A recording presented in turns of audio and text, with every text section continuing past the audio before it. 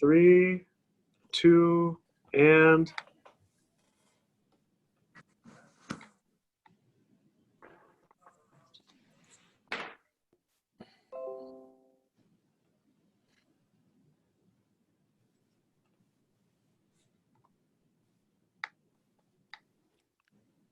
okay, welcome everyone. This is Steve Tulowitzki. I'm just going to give it a moment for all those who are connecting to join and make sure that you can all hear us. And then we'll get started with the meeting. Dustin, can you tell me if you see that everyone is in and whether you notice anyone having any problems?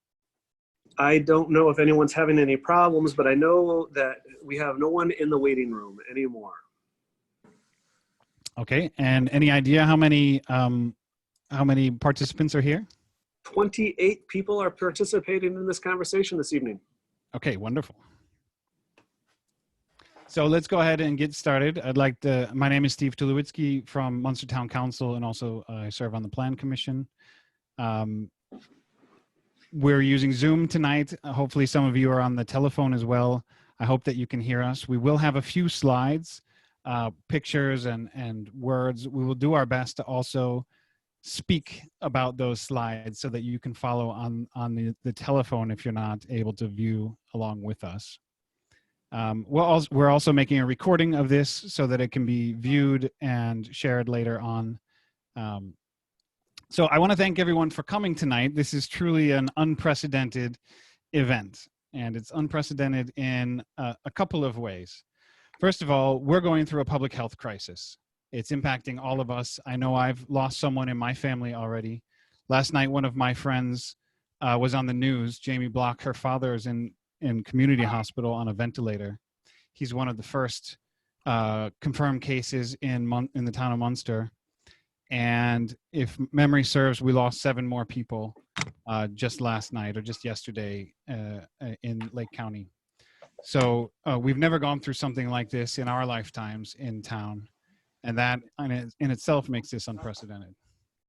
Also, what's unprecedented is what we're gathered here to do tonight. As far as I know, typically a public hearing is a public hearing and it's over. And we are now offering this information session as a sort of unprecedented thing. And that's a result of hearing the last Plan Commission, all of the things that were raised in the comments. I got a sense from the room, and so did the Plan Commission, based on how the vote went, that there were some questions that were answered, but it wasn't fully understood. Maybe even some of the questions and some of the answers. So we said, let's take a break and see how we might convene people to make sure that those questions are appropriately responded to. And so this sort of event is unprecedented. And then finally, doing it virtually is unprecedented. Yeah, that we would have a meeting, a public meeting. Now, this isn't an official public meeting, it's an informational session. But that we're doing it through this technology of Zoom, and for those of you on the telephone, given the governor's orders. And then finally, it's unprecedented for me, just because I'm in my first term serving at the town of Munster, although I've lived here most of my life. And so just hosting this sort of event is unprecedented. And so what I'd like to do is have an introduction, and I'll ask Dustin in a moment to flip to the slide to show the agenda. But first, I'd like to just make sure everyone can hear from and our audio is working. Those representatives of the town and the developer who may have a speaking part tonight, before we get to the Q&A, which is when everyone can be heard.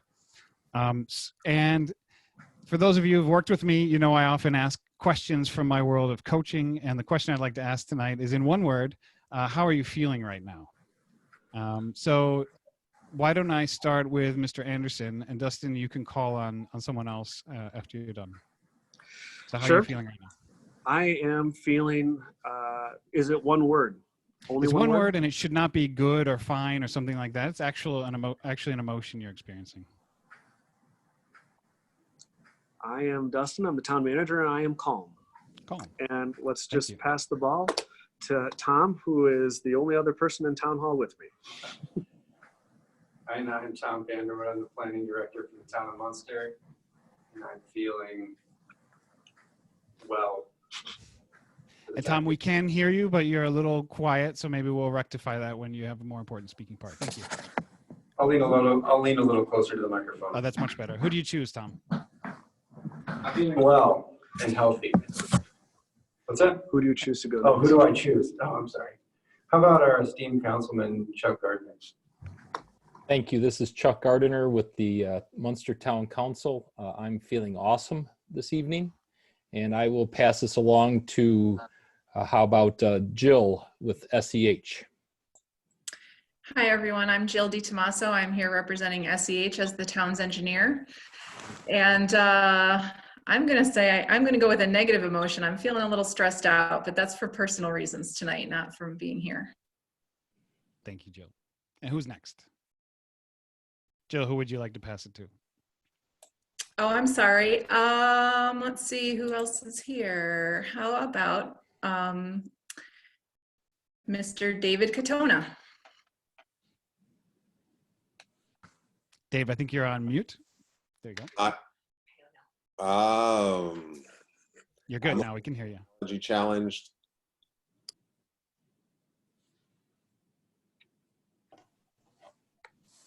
Can you hear me? Yes, now we can. I'm also going with calm, and I'm adding healthy. And who would you choose, Dave, to go with? I believe Bill's the only one left I can see. I'm Bill Baker. I'm on the Plan Commission. I also live on Castle Drive, and I'm blessed. And I'll pass this on to Paul.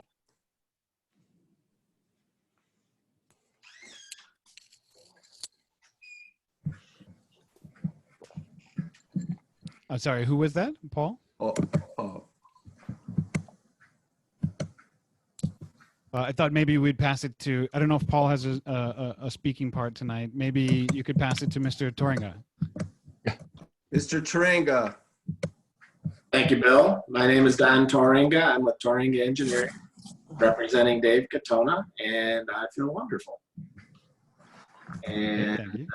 I don't know who else has a speaking role. I think Mr. Wickland, maybe. That's on Dave Wickland. Election attorney, and so far so good. I'm fine. And if there's no one else to go, then maybe David comes back to me. So I will say I'm feeling appropriately anxious and slightly excited for what may go down tonight. So thank you all for that. It sounds like technology is working. We get a sense for the energy in the room. For those of you at home who haven't spoken yet, I invite you to ask yourself or maybe write down on a piece of paper how you're feeling tonight. I'd like to move us along, though, Dustin, to the next page. This is the agenda. So here's what, this was also posted online. Here's what we'd like to do is I'll do an introduction. Then we'll move it over to Tom to do a summary of the concerns. These are the things that we heard, the remonstrances from the public hearing that was held on March 10th regarding this property. So we want to summarize what we heard, and then we'll have the town provide an update. Since we heard all of those things from you, the town has gone out and done a number of things to further investigate the questions. So we'll provide from the town an update. And then we'll give a chance to Mr. Katona and Mr. Toringa to provide their perspective on the questions that came up with the developer presentation. We'll come back to the town to give an outline of the cul-de-sac and dead-end standards so that we understand what the ordinances are for the town. And then we'll move to the part where we do some moderated Q&A. I'd like to hear reactions really from residents. And then when that's complete, we will move just to announce that in effect, we'll be meeting the same way for the for the Plan Commission in April next Tuesday, same way as we're meeting right now. Okay, so with that, I think, Dustin, we can move into the introduction. I said that this is personally unprecedented for me, having decided to get involved in public service. I made a commitment, and in fact, all of us on the Plan Commission and Town Council, we swore an oath of office. And part of that oath is to diligently discharge the duties of the office to the best of my ability. I do work as a strategy consultant in the past and a leadership coach now. And so I live in the world of frameworks. So I've made a commitment to the town to look at everything that comes across the desk and from the lens of transparency, unity, leadership, and optimism. So I just thought I'd introduce and set up this talk along all four of those aspects. So first of all, tonight we're holding this session in order to ensure that people are heard. So, and that we have a common understanding. Mutual respect and common understanding is what makes a team really work. And so we want to make sure you understand the process of preliminary plat approval. Make sure that everyone understands, in fact, what it is that happened at the March meeting and what will happen at the April meeting. It's, in effect, a ministerial action that we look at whether or not the proposed development meets the standards that it needs to meet, and then we make our decision based on that. So I want to make sure like we actually know what we're doing in these meetings. And I know maybe for some of you on the line, you know that. For me, a year or so ago, I didn't really know much about that. So I think many residents might be in the same place. Secondly, I wanted to have a chance for the residents to hear responses with some time and with some preparation to the points that were raised on the 10th in the public hearing, rather than bring up all these things and maybe not be able to fully grasp the response that was given at that point. So I wanted to make space for that. So we move to unity. Look, we all live in Munster. In fact, almost everyone on this line lives in Munster, and we all have a vested interest for this to be the best place that it can be to live. And when we seek to understand each other, there's some coaching language, we realize that we're all on the same team, actually. And again, those people who work with me know that I like to talk about being part of Team Munster. So we're really all here to be heard and to hear each other. When it comes to leadership and things that you do with your time in life, there are three categories you could think of. Those things you have to do, those things you get to do, and those things that you choose to do. So in our context, things we have to do are plan commission meetings, preliminary plat approvals, public hearings, and following the statute of Indiana law. Things that we get to do, I think for those of us in public service, is we get to be in public service and show up and represent people to the best of our abilities. And things we choose to do is something like tonight. Actually, tonight's information session is optional.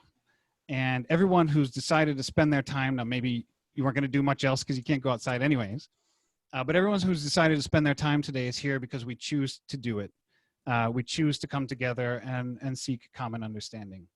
So leadership is a choice, and we've all chosen to be here, and I'm grateful for all of you for that. And finally, the optimism lens. Yeah, we are in an unthinkable state right now. The biggest concentration of this COVID breakout has happened just across the border in Cook County in Chicago in one of the jails. And I am personally concerned that in the next couple of weeks, it's going to get more and more personal for us in the town of Munster, unfortunately. But with optimism, I know we will survive this, and I believe that we will thrive and we will grow stronger. We'll learn to do many more things that just weren't possible before this happened, despite all the personal pain and suffering. And one thing that's really important is that we continue to thrive and we develop as a town. And there are things that have been deemed by the governor's executive order to be essential services. One of those is construction. It's the 45th Street underpass that we're all interested in. We're able to move forward with that because it's essential for the town. And it's really good to keep development going, to keep our town moving forward at this time when there's so little that we actually can do. So in terms of optimism, we choose to act where we can. And this is a place where we can come together and act.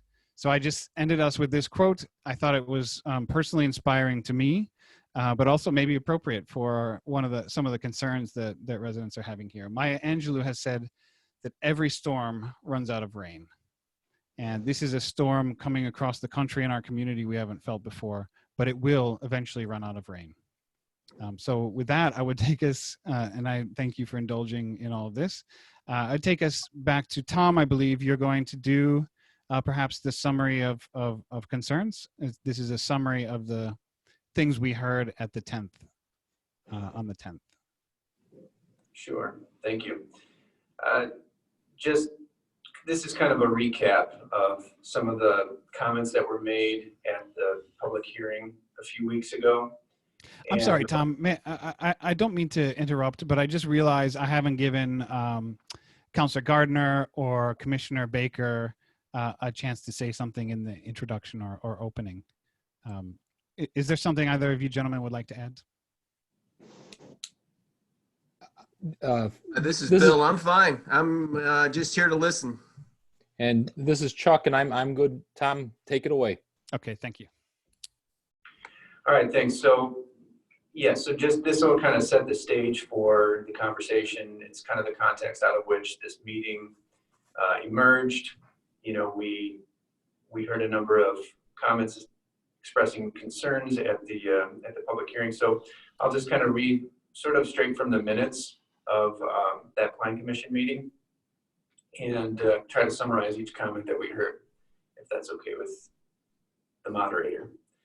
So Leon Kozlowski, and forgive me if I mispronounce anyone's name, but he had concern that the retention pond that's currently in this area is not well maintained and doesn't actually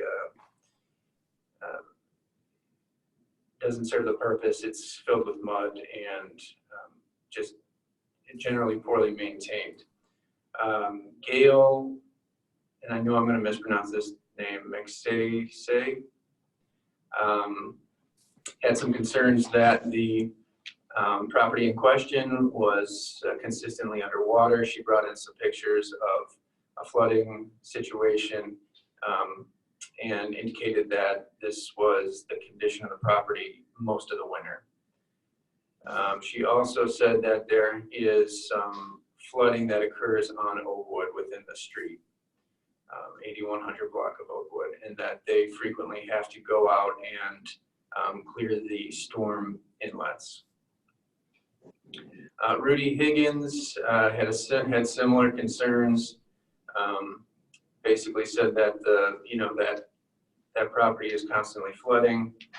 Oftentimes there's standing water, and he was concerned that when they built up the new houses, they would raise the grade of the lots, and the water would essentially drain into his yard. Michael Pacino said he had a quote from an article from Realtor.com talking about the premium that buyers pay for cul-de-sac lots, and he expressed a desire to maintain higher property values and keep Oakwood a cul-de-sac, and actually develop Castle Drive as a cul-de-sac as well. Tony Zangrilli said the same thing about the cul-de-sac. He also indicated that his yard floods frequently, and suggested that there be a time after the infrastructure is installed to see that it's working correctly. William Poltrock asked if the Army Corps of Engineers had signed off on the floodplain. Rachel Brannigan expressed a desire to see some variety in the architecture of the homes. Stephen Brandenburg suggested that Oakwood remain a cul-de-sac or a dead end. Also questioned the condition of the infrastructure that was installed in the 70s that is proposed to be used for the new houses. Carly Brandenburg also expressed a desire to keep the Oakwood cul-de-sac. She talked about how her kids play on the street there. Teresa Trader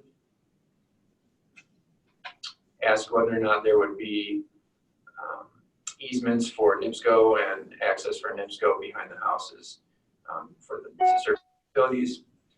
And she also, again, questioned whether or not the drainage would be sufficient. Josh Hughes also suggested that his property has flooded in the past and wanted to ensure that any new development did not, divert stormwater to his backyard. Kathy Schooler said that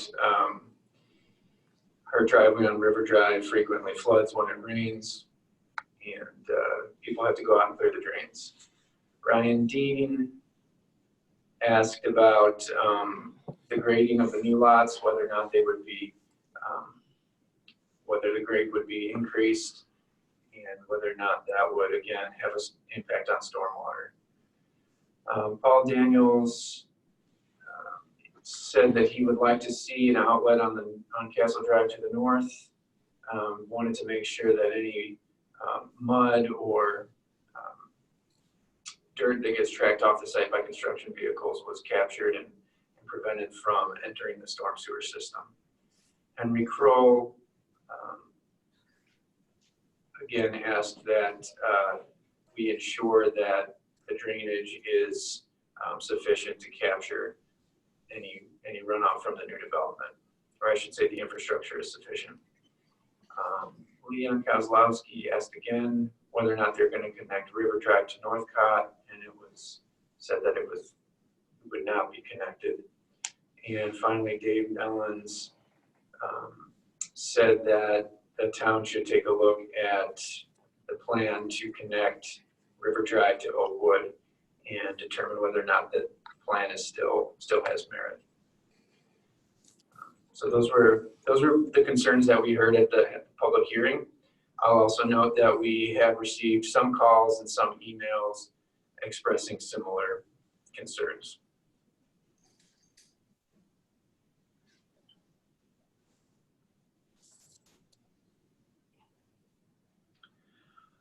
Thank you for that summary, Tom. I wasn't sure if you would just sort of say, here's the people we heard from and here are some of the themes. I actually quite appreciate that you went person by person. So hopefully you've gotten to hear your comment come back. That I guess would take us to the process update.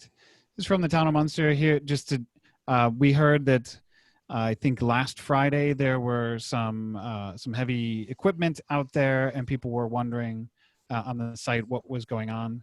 So this is an update of the things that have happened that the town have done on this property since the March meeting. I think this is you again, Tom. Yeah, so we took a number of actions kind of in response to the concerns that we heard, which I just summarized. And what we did was we sent our Public Works Department out to review the storm sewers on the 8100 block of Oakwood. So they actually went and televised the sewers, meaning they went and put a camera in there and filmed what they saw and reviewed that. And then they actually jetted them out, so they cleared them out. They found that on Oakwood, well, I don't know if I'll just go and talk about the actions. I won't talk about the findings yet. Or do you want me to talk about the findings? Why don't you talk about the findings as well? Okay. All right, so in doing that, they did find that the storm sewers on Oakwood are in good working condition. They do, however, have an older style drain cover. So the grates that let the storm water in are an older style, and actually they're more prone to clogging. So they do require more frequent clearing. They looked into, and they have looked into in the past, they've looked into replacing those with a different style, but unfortunately it's not something that you can just take the lid off and put a new lid on. It's actually, you'd have to reconstruct the entire, I don't know what the piece of equipment infrastructure is called, but it's the entire thing that the curb encasing. The curb encasing. So it's a very expensive prospect, and they basically indicated that they do rely on the residents to kind of keep an eye out, and if the grate does start to clog, they go out there and clear it. They don't, generally speaking, go out and clear drains themselves if it's just simply something like that where some leaves are on the grate. They also went out to the undeveloped Castle Drive extension and they televised those sewers. again, the concern from the residents was that if they were installed in the 1970s, that they would not be in working condition anymore. And what they found in doing that is actually they're in very good condition, like nearly pristine condition. So they're some of the best, I don't know, oversay it, you know, overplay this, but they did say that was some of the best sewers they'd ever seen. So the Public Works Department was convinced that, you know, those things will be in good working order and will be able to accept any, you know, stormwater from this new subdivision. We also asked our town engineer, Jill DiTomaso, who's on the call today, to take another close look at the engineering of the stormwater system, do a detailed engineering review, and provide a memo kind of describing her review and her findings. I won't go into that, but because she's going to talk about it a little bit later. And then we kind of also just did a gut check on ourselves to say, you know, are our standards for cul-de-sacs and dead ends, are they in keeping with kind of national planning and fire safety standards? So we went and did a little bit of research on that to see if we were still kind of in line with what the accepted practice is. And again, I'll talk a little bit about that later on, what the comparison, what the comps are essentially for that. But suffice to say that, yeah, we found that we were kind of right smack dab in the middle of what is typically permitted. And then the final thing that we've done, and this, of course, we've set up this meeting for this evening. Okay, thank you very much for that, Tom. Looking forward to hearing from Jill in the. I guess what part of the meeting will that be, or do you want, or should we do it now, or is that part of the developer presentation? Well, I think what we should do is at this point, maybe Don and Dave Katona can kind of discuss the information that they put together about stormwater, and Jill can kind of offer her review of it following that. Okay, great. So at this time, then we'll move over to the developer presentation.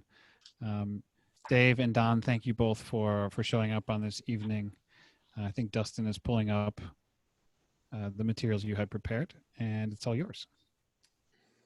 Thank you very much. This is Don Toringa. I will take over from here. How do I change the screen here, or is that something you have to do, Tom? You mean in terms of going to a new slide?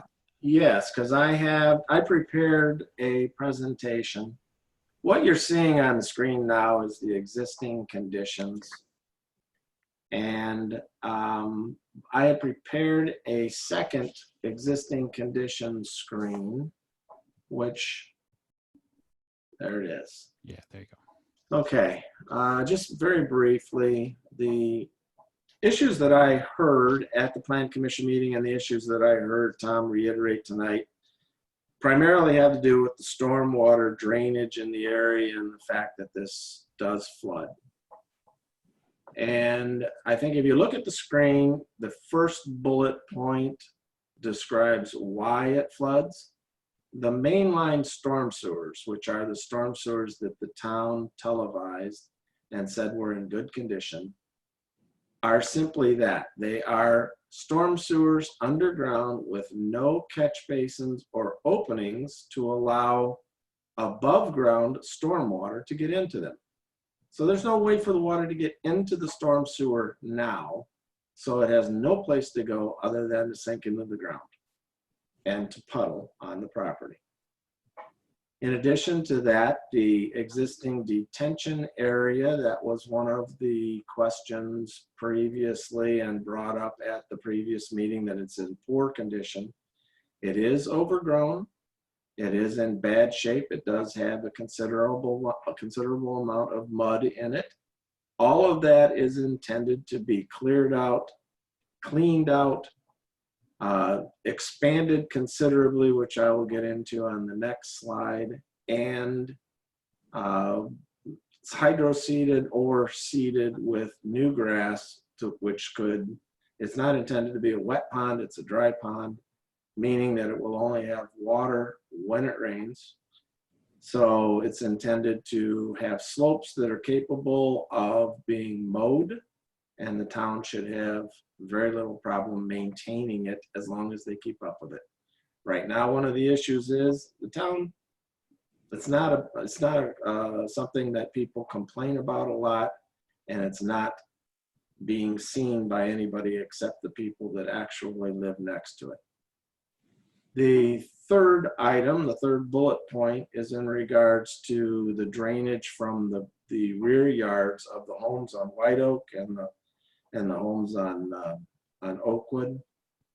And right now, those homes are sloped from about the middle of the house or middle of the lot onto this property.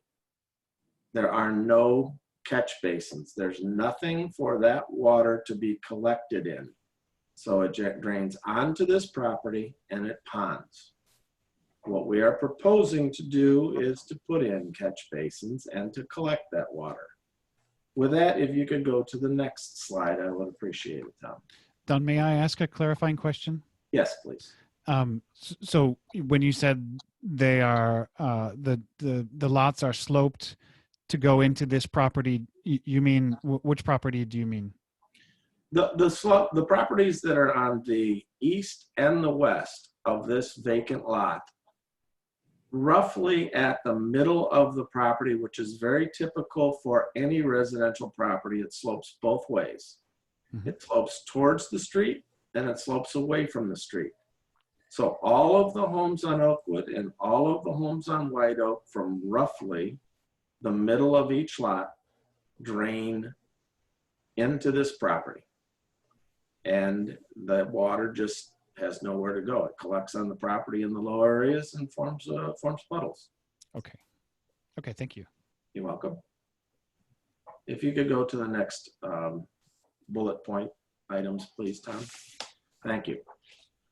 What we have done with this development is we have, first of all, there's going to be new curbing and asphalt road, as everyone knows. There's going to be catch basins in the road to collect storm water that would fall between the, roughly again, middle of the homes to the street. And that storm water is then directed to the pond. So there should be no standing water in anyone's lots and should be no standing water in the streets. It's all going to go to the ponds. Additionally, we've added catch basins, and we've done that in accordance with standard practices, which is roughly every 3 lots. And those catch basins will collect not only the water that falls on this property from the middle of the house to the back of the lot, but also the storm water from the houses that back up to it on Oakwood and the houses that back up to it on White Oak. They have been sized in order to collect that water and pass that water in accordance with the town's ordinances. And then finally, in regards to the detention area, on the previous screen, it said that the detention area currently has a capacity of 1.17 acre feet, which in layman's terms means that if you had 1 acre of property and it came and a very, very heavy storm came down, that acre would fill up 1.17 feet deep. What we have done is we've enlarged the detention area to 2.0 acre feet, which is a 71% increase in capacity. With that being said, our requirement by the town of Munster, according to their ordinances, and I think Jill will probably back this up later, was only 1.39 acre feet. So as I said at the March Plan Commission meeting, the detention pond, as it was originally constructed, was undersized. We have increased the size of that pond over and above what is required for the town, which any additional capacity in a detention pond is always good. The stormwater from the detention pond flows out in the northeast corner of the pond It goes directly north into a large collector storm sewer, which parallels the Little Calumet River and runs all the way down to the lift station that pumps it into the Little Calumet River. That's how every single street on the north side of Ridge Road drains into this very same storm sewer. So with that being said, I don't know that I can add a whole lot more in regards to that. Tom mentioned that the Army Corps of Engineers floodplain issue, the Army Corps of Engineers has been contacted. The Little Calumet River Basin Committee has been contacted. There are 2 lots which are a problem for us. And in order to get those lots removed, we were told by the Army Corps of Engineers that the first step is to get an approval of the subdivision plat by the town, and then come back in, fill those lots with compacted fill. After the compacted fill is put in, that compacted fill is tested. If it is compacted to 95% of its maximum and it's above the flood elevation, then we submit what is called a conditional letter of map revision based on fill, and that is approved by the Army Corps of Engineers. They would have no reason not to approve it, and those lots then could be built upon. The elevation that we have to actually raise these lots varies between 6 inches and a foot. So it's not much dirt. One of the issues though is that it cannot be done until it's in a subdivided development, and that is what we're waiting for. And Don, Yes.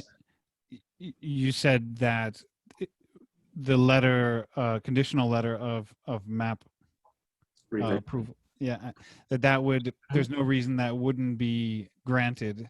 However, if it were, then you'd have to go back to the drawing board and make additional adjustments. Well, if it wasn't granted, then those 2 lots could never be built upon. Oh, okay. That's all. But according to, and I've done this hundreds of times, and as long as the fill is put in properly and it is tested properly and the paperwork is properly done, the Army Corps of Engineers, with FEMA's guidelines, grants permission. Okay, thank you for the clarification. You're welcome. With that, the only other thing that I can see on here of things that were mentioned by Tom is the variety of homes, and I think that would be something that Dave should probably respond to. So if you would, Dave, thank you. Yes. As far as the type of homes, I myself am going to be building a number of lots on a number of lots in the subdivision, but I'm also going to be selling the majority of the lots, not only homeowners, but also to builders with a wide range of ideas. Our covenants are going to be very, very strict. They're going to be identical to what is on Castle Drive right now. So, I'm sorry, Castle Drive to the south. If you take a look at some of the type of homes that are there, we're looking very, very, very close to what's there, because the restrictions are going to be held in place, and we are going to make sure that those homes do meet the qualifications. I also wanted to say, while I'm here, that I had a few questions, who is the developer, who's doing this, who's the new guy, has he been here?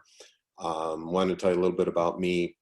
I was raised here. I went to Elliott School, Wilbur Wright High School. I never left. My only job has always been with my dad, who I took over in the building business with. We've built over 150 houses throughout Munster.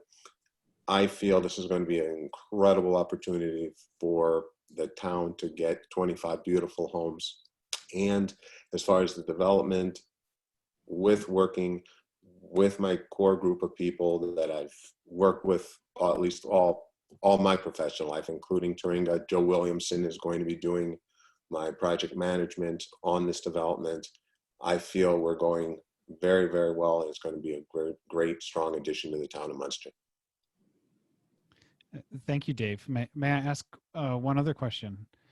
Some people have been wondering, why is this lot been open for so long? Talked about some plans back in the 70s. If it's appropriate, is there any sort of background on why this field is there that you'd be able or willing to share?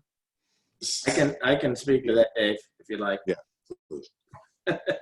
Don't mean to cut you off. I'm sorry. No, it's fine.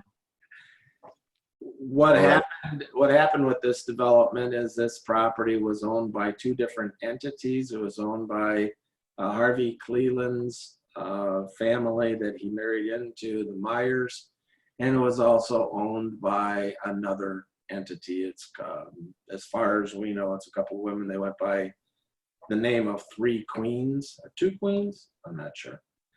Anyway, they got into an argument after the infrastructure was put in the 70s, and they did not meet in the middle.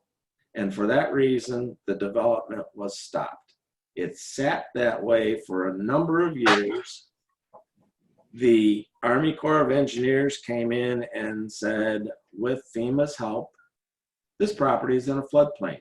If you want to build on this property, you have to build above a certain elevation. The elevation that you had to build above would have made those houses stick probably 4 to 5 feet out of the ground. They would have been either on poles, as you saw some of that happening in Wicker Park in Highland, or they would have been mounded up considerably higher. With that being said, both entities said, we're not doing anything until they remove it from a floodplain.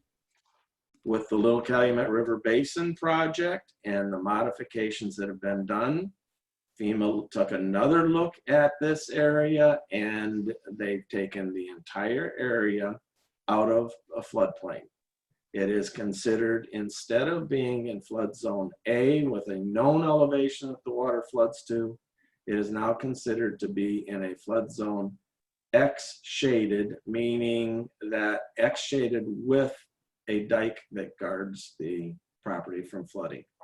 The reason that the two lots are not in flood zone X shaded, guarded by a levee, is because it was a low area. And that low area was something that FEMA originally looked at and said, well, maybe that's something that the Little Calumet River Basin Committee left over there so that when water collects behind the dike, that it has somewhere to go. That is not true. That is not the situation. And that was confirmed by Dan Repay of the Little Calumet River Basin Committee. And he has since signed a letter or something to that effect saying that he has no jurisdiction over it, doesn't care that it's there. And as far as he's concerned, it can be filled in. So hopefully that answers the question as to why the property hasn't been developed. Was insightful for me, so thank you. It's also neat to hear some of the history behind that. So thank you for doing that. I think now we would go to Jill, if I'm not mistaken. Jill, what can you tell us about the water drainage and the work that you've done on this property? Okay, I took another look at the plans. And I'm sorry, Jill. Could you do a sentence or two just introducing yourself for those who don't know you? Okay, my name is Jill DiTomaso. I work for SEH of Indiana. We're located right here in Munster, in the Lake Business Center, behind Rush Orthopedics and some surgical centers. I also am a Munster resident, and I have 4 kids in the Munster schools. One is now at Purdue as a freshman. How's that? Good? Yeah, perfect. Thank you. Okay. So I've reviewed the drainage calculations, and I agree with everything that Don has said so far. I did want to just mention for everyone's information that the way that engineers design these things is we look at different storms of varying magnitudes. And we get that information from the National Oceanic and Atmospheric Administration. And typically, we're designing for a 100-year storm, which has a possibility of happening in any given year of 1%. But the detention basin is designed to hold water that is between the 100-year storm and a 10-year storm, typically. Munster standards are higher than that, and we require that the discharge rate from the pond has to be equal to the 2-year storm of the existing conditions on the site. So what water would come off of that grassy area under a 2-year storm condition. So Munster has some stricter standards than what we typically design for as engineers. And then the other thing that makes this design more conservative is the use of some of the factors that we use when we're determining runoff. And again, we err on the side of caution in our infrastructure specifications. It's something called a permeability coefficient, and they're given a range depending on the type of materials that are on the ground, whether it's concrete or asphalt or grass. And there's a range, and where it's at our discretion to pick a number in that range, but Munster requires that those numbers be on the high side. So the design meets our specifications. The rear yard drains will be very beneficial in helping to control runoff coming from this site and prevent it from entering the adjacent properties. May I ask also a clarification question? I'm, despite my Purdue mechanical engineering degree from a couple decades ago, I'm not sure I followed what you meant with the permeability coefficient and Munster's being high. In layman's terms, what does that mean? Okay, so something that's completely impervious to water will, when a raindrop falls on it, that water will run off of that surface until it hits something else, whether it be grass where it percolates into the ground a little bit. So like a bathtub. I think we heard at the public. Asphalt. I lost your audio for a moment, Jill. A permeability coefficient of so- 100 would be like a bathtub. Is that true? Yes, The water would not go through the bathtub. Okay. yes. So asphalt and concrete are typically between, and we use fractions, so between 0.85 and 0.95. And Munster requires that we use 0.9 for all impervious surfaces, no matter what they are. And then grass is typically 0.15 because a raindrop that falls on grass has the opportunity to go down into the dirt, roll across the grass until it gets somewhere else slowly, the grass slows it down, or evaporate as it just gets kind of stuck there and evaporate. But Munster requires 0.45, which is significant in my opinion. It really affects how the sizing calculations that we do. Is that 0.045? Nope, 0.45. Okay, so a higher coefficient is better in this case. Higher means that more water will leave and end up in the storm sewer, and therefore the detention basin. Okay, so 0.45 would be 3 times as good as 0.15. In terms of more water would be leaving the area into the storm sewer, and therefore our storm sewers would be sized to handle a larger amount of water. Okay, thank you. Sorry for grilling you on all this. But that means we've basically got much bigger storm sewers as the standard than what would be allowable in the state of Indiana. I would say it's more conservatively designed. Okay, thank you. And we as engineers love being conservative Yes. in our designs, so. Okay, anything else any other findings or thing that you would like to mention about this property from the SEH perspective?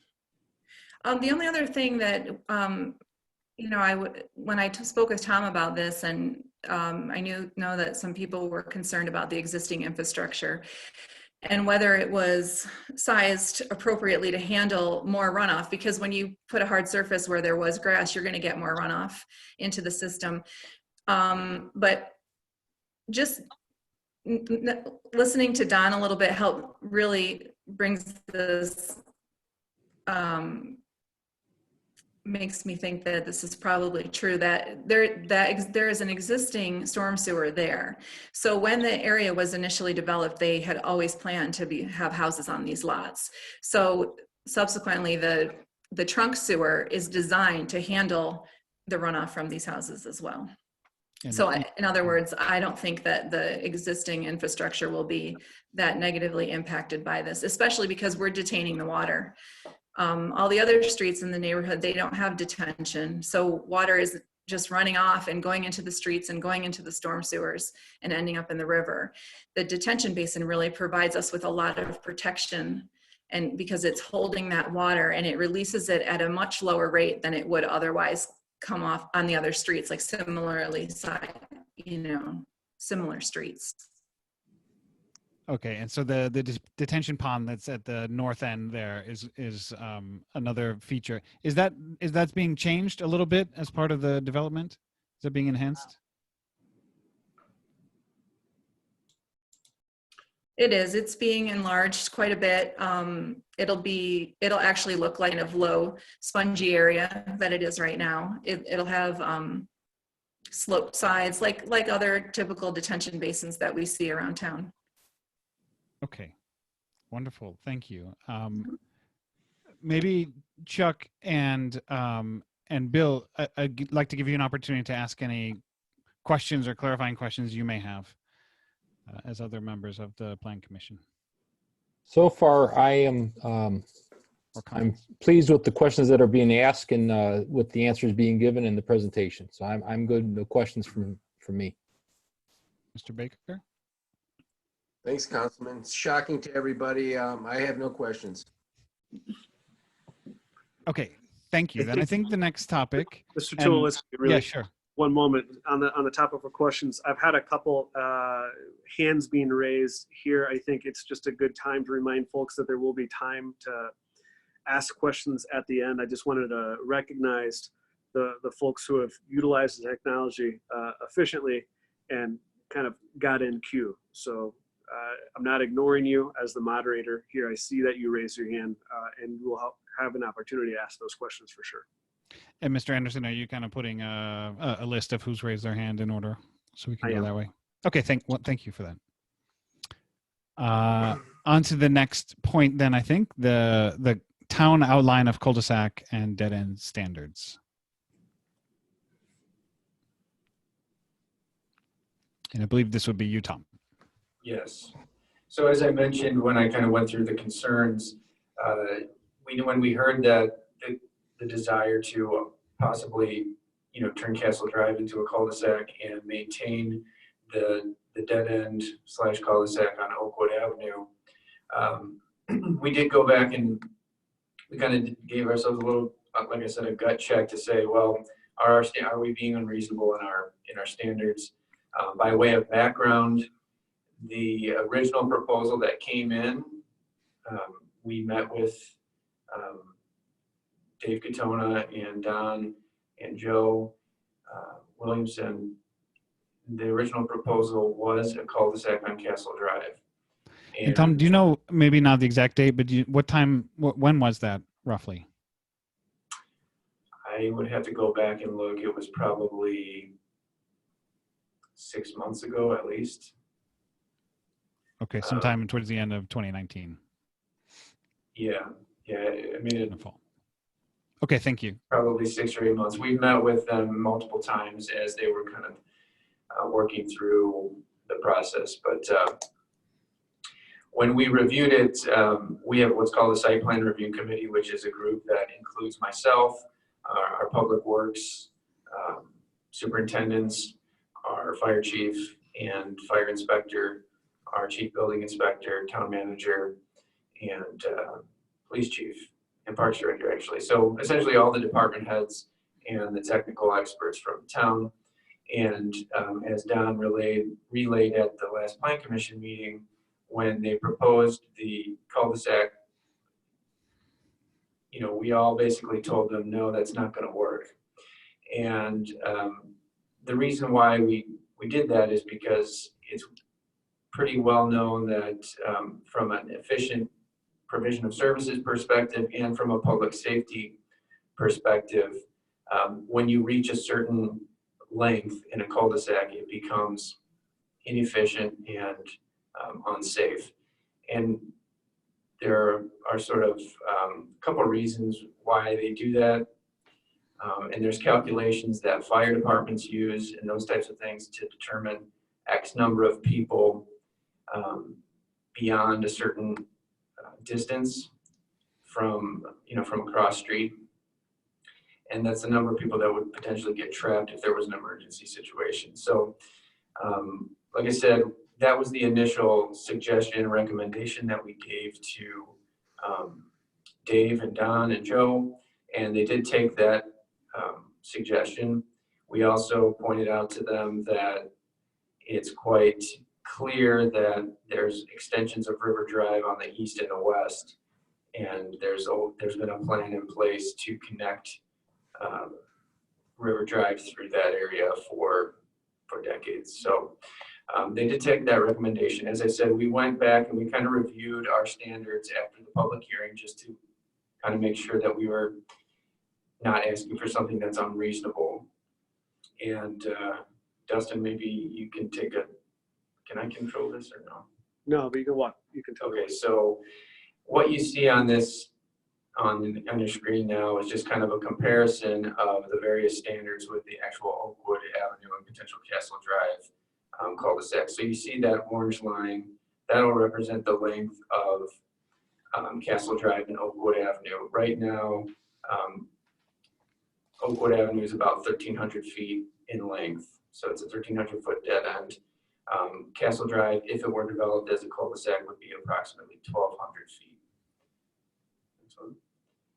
So first thing that we looked at, and I'm actually just going to march this down in terms of the length, but for reference, International Fire Code, the maximum length of a cul-de-sac that they permit is 750 feet. There's a provision for extending that, but it actually requires a special approval by the fire code official in a municipality. So there could be extenuating circumstances that would require that, such as odd topography. Imagine if you're trying to wind your way around a mountain or something like that, or you're going through a valley, something that would geographically require that you do this.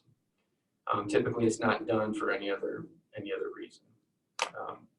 So the next step down would be the Munster subdivision ordinance. So our ordinance restricts cul-de-sacs to about 600 feet. So you can see the difference there between what we permit and what would have been proposed. And then finally, we check some national standards for the planning world. So urban planning documentation, and the American Planning Association recommended maximum length would be 500 feet. So even shorter. And the planners are looking more at traffic circulation, urban design, less so the safety issue, which is typically what is looked at by a fire chief. So I think there's one more here. So just to kind of compare, this is the difference between the Munster standard and the Castle and Oakwood. You see that our standard is 600 feet. A Castle Drive subdivision or Castle Drive cul-de-sac would be about double that. And the Oakwood Avenue dead end is more than twice what our standard is. So like I said, from a public safety, from a public service standpoint, or a service provision standpoint, from the staff here would still recommend that we find a way to connect those two streets. Thank you for that, Tom. May I ask you to decode a few words? Sometimes experts use language that not everyone understands. Service provision and public safety standpoint. Can you give us a couple examples what you mean by that? Well, again, public safety is a question of being able to reach all the people on a given street with an ambulance, with a fire truck, with a police car. That's the public safety aspect. If there's a blockage somewhere in that street, there's a number of the longer the cul-de-sac, the more people that are unreachable by our public safety personnel. That's the public safety issue. Provision of services, again, it's a matter of having, say for example, public works trucks with plows on them getting efficiently through the town, and having connections and having multiple connections allows our public service guy or public works guys to actually get in and out and get through the town in an efficient way. Going in and out of cul-de-sacs is not, from a time standpoint at least, an efficient way of conducting business. And there are things that are not a big deal, maybe not so much of a big deal, like branch collection or plowing snow, although some would say plowing snow is a big deal. But then there are other things too that, some of which have been brought up by the residents, which are, clogged storm sewers. Typically, public works guys are not going out and looking for these things. But if they happen to be driving past, they are hopping out of their trucks and clearing those grates. And that's something that is only visible in a situation where you do have a high level of connection in your community. So maybe does that explain some of the jargon that I used? Yeah, branch pickup, garbage and trash collection, snow plow, storm sewers, that sort of thing. That makes it real for me. I also noticed you said there's a difference between a cul-de-sac and a dead end. Why does that matter? Yeah, so when you design the cul-de-sac, you do it in such a way as to provide a turnaround. Now, a dead end typically does not have turnaround. Now we have, in this case of the Oakwood Avenue, you have a situation where a dead end was permitted, and a dead end is permitted under our subdivision ordinance, but only in the case where there's a plan for the eventual extension or connection. So that's the difference, is that you have what is really intended to be a connection. From a sort of circulation standpoint, there's really not much difference between a cul-de-sac and a dead end. I mean, you have different types of turnarounds, right? You have a bulb in a cul-de-sac, and you have a kind of like a T in a dead end, in this type of dead end. But that's essentially it. Okay, thank you. Even I got the T versus the bulb piece. Okay. Anything else to for you or anyone else to talk about this subdivision ordinance and the cul-de-sac and how it applies to a cul-de-sac? Or any questions from or comments from Chuck or Bill? There is just one thing that I'll add, which did come into play as we were discussing this, which is not necessarily related to the cul-de-sac standards, but one thing that we do try to enhance whenever we can is access to the river. And part of that has to do with traffic circulation, but a lot of it has to do with just simply being able to get, in the event of a flood, getting people to the river and having public access to that point so that we can deploy, public works or those types of people. And if I live there, why do I care about that there's access to the river? Well, again, it's just about providing service to the levee. Yeah. Okay. I think I have an admission to make here as well, and part of that was the original design not having been involved in this in 2019. Is I sort of mistook the plan, and I take responsibility for that. I thought that all of those stubs, so the one you can see there on River Drive past White Oak, and the one that would be going towards White Oak to the west, and also the one going to the east towards Northcott. I thought completion of River Drive would mean that going all the way through toward Northcott. I heard you, and I read it again in the notes. I heard you, Tom, mention that someone had raised that, and in fact, it was stated that this completion is not going all the way to Northcott. And my brain is sort of visual sometimes. So when I was talking to someone about that, I said, oh yeah, it's going to be a spatula. And Dustin, I think maybe if you can flip to the drawing I made after I put my daughter to bed one night using Apple Maps,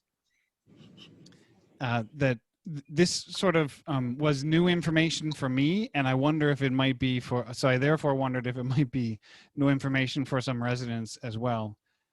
When I was thinking of River Drive being completed to Northcott, I could see a big impact because lots of people come from Hammond over that bridge into Northcott, and it would, I imagine, make a larger impact on traffic flow. When I see the spatula here, it's just these, you can maybe see why I call it the spatula. I have a pancake flipper from IKEA that looks like this. You see, the only reason to go down Oakwood, it would not. You have no thoroughfare to Northcott Avenue and the bridge. And where I live is on Northcott, sort of between Fisher and Ridge Road. And we have a quiet street, but it's not a cul-de-sac. Oh, in the part where I live, just no one really has any reason to drive down that street because it doesn't go anywhere except for where we live. So I just wanted to share that picture as something that I learned going through this process, and probably should have, understood better before I understood it. But that is what it is. So that's the only thing I wanted to add about the dead end there, since that was such a major concern for people. If there are no other comments, then let's see what's next on the list. Okay, so this brings us to the moderated resident Q&A. Thank you all for being patient, or those who are watching afterwards. Wanted to try and get the full story out there and try and answer as many questions as we could have by the time we got to this. So now I think, Dustin, you've got a list of people who've been putting up their hand. Maybe we'll go through that, and in some way, if there's anyone on the phone, we'll see after that here. And we'd like to hear sort of reaction to what you've heard tonight. And there's some language, we don't have it in here, that we usually use at town council meetings. Do you recall what we say about keeping it civil and respectful and germane to this matter? Public policy, yes. To public policy, okay. So with that, thank you very much. Go ahead and open it up. Sure. I will call on people in the order that I saw your hands raised, and then we will go down the list, and after everyone who hasn't raised their hand, I'll ask for questions, if that's okay. And if I pause, it's because I'm trying to write the names down as I see them come up, and I appreciate your patience. So, Mr. Higgins, you were first. If you would unmute yourself, you have the floor. Thank you. At the original meeting last month, it was my understanding that there was going to be catch basins installed on the backyards of every other lot. Tonight, Mr. Tarenga indicated that they're going to be every third lot. Which is what's the correct answer? Is it every 2 lots or every 3 lots? And how is it going to be determined based on elevation, whether or not one should be there? I have a drawing that depicts where the catch basins are. It was not shown up on the screen. If you could call it up, it's the proposed conditions. It's one of my, that's the existing. It was the 4th slide. There you go. Nope. Back one. No, that's not it. Keep going. 4.0. Keep going. Okay, no, you passed it. I'm sorry. There you go. if you look at that screen, you will see it's kind of hard to read, but you'll see lot 25 in the upper left-hand corner, then 24, 23, moving in a right from left to right. Okay. First drainage structure is at inlet number 1, and the reason that that structure is there and is because that lot 25 should drain out towards fairway, Okay. or maybe not. But anyway, moving on, then the next one is that lot between lots 21 and 20. And then Okay. there's one between lots between 17 and 16. And Okay. the reason that they're not spaced every 2 is because the ordinances and the slopes and whatever the conditions are on the property don't require them to be every 2 lots. But they have enough slope in order to get to the basins. So that's why. All right, well, let's look at the north end or the south end on the east side, Mhm. where I happen to know that lot is pretty low there. Mhm. I'm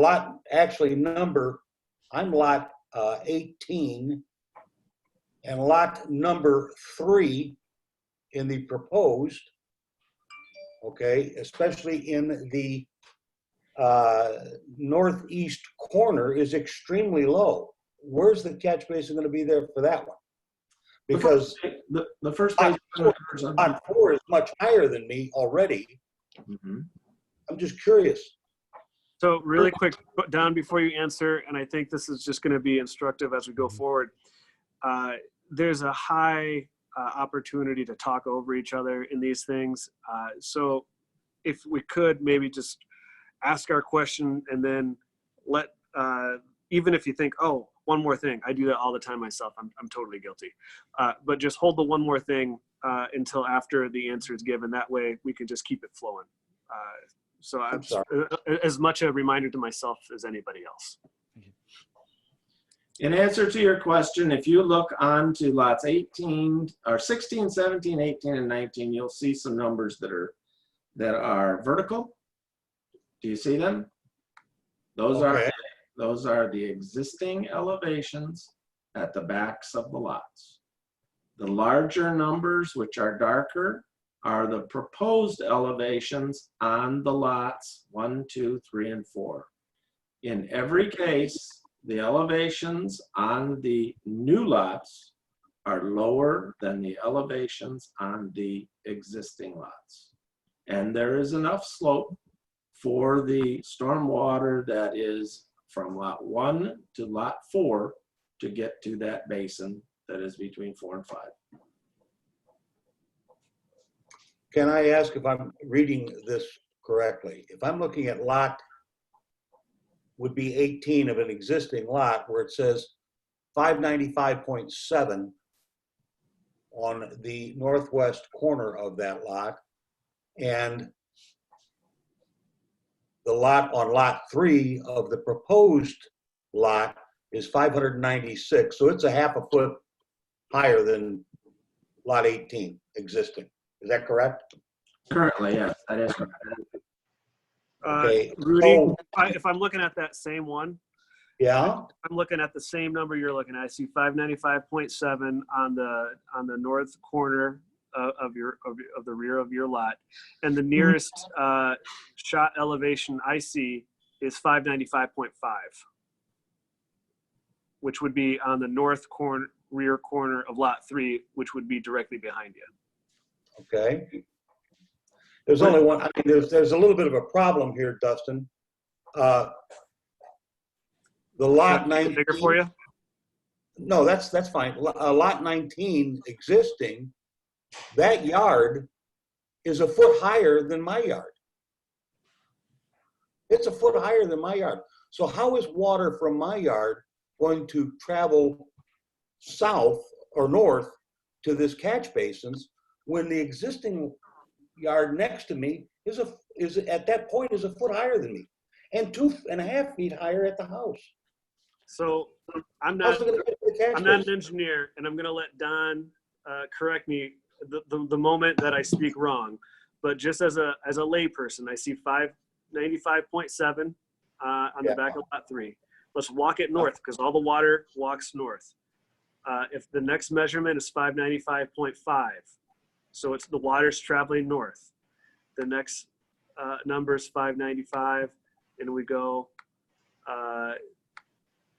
to inlet number 5. Yeah, well, look at. So inlet Dustin, number 5 is at 595 between lot 4 and 5. Your lowest elevation is 595.7. So gravity takes it to the north to inlet number 5.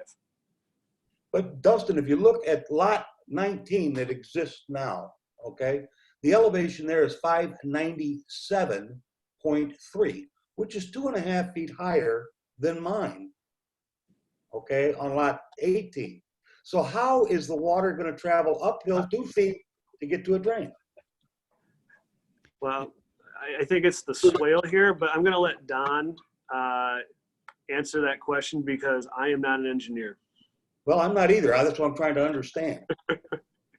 Unless we're going to have a pumping mechanism, I don't know how we're going to get water to go uphill. We're not attempting to get water to go uphill. What you're confusing the existing conditions out there, which do create a puddle on your property, with the proposed conditions or what is going to be done along those rear lot lines in order to get the water to drain off of your property and to drain off of lot 19. Lot 4 in the new subdivision is intended to be the difference between 597.73 and 595.50, or 2 feet, more than 2 feet lower.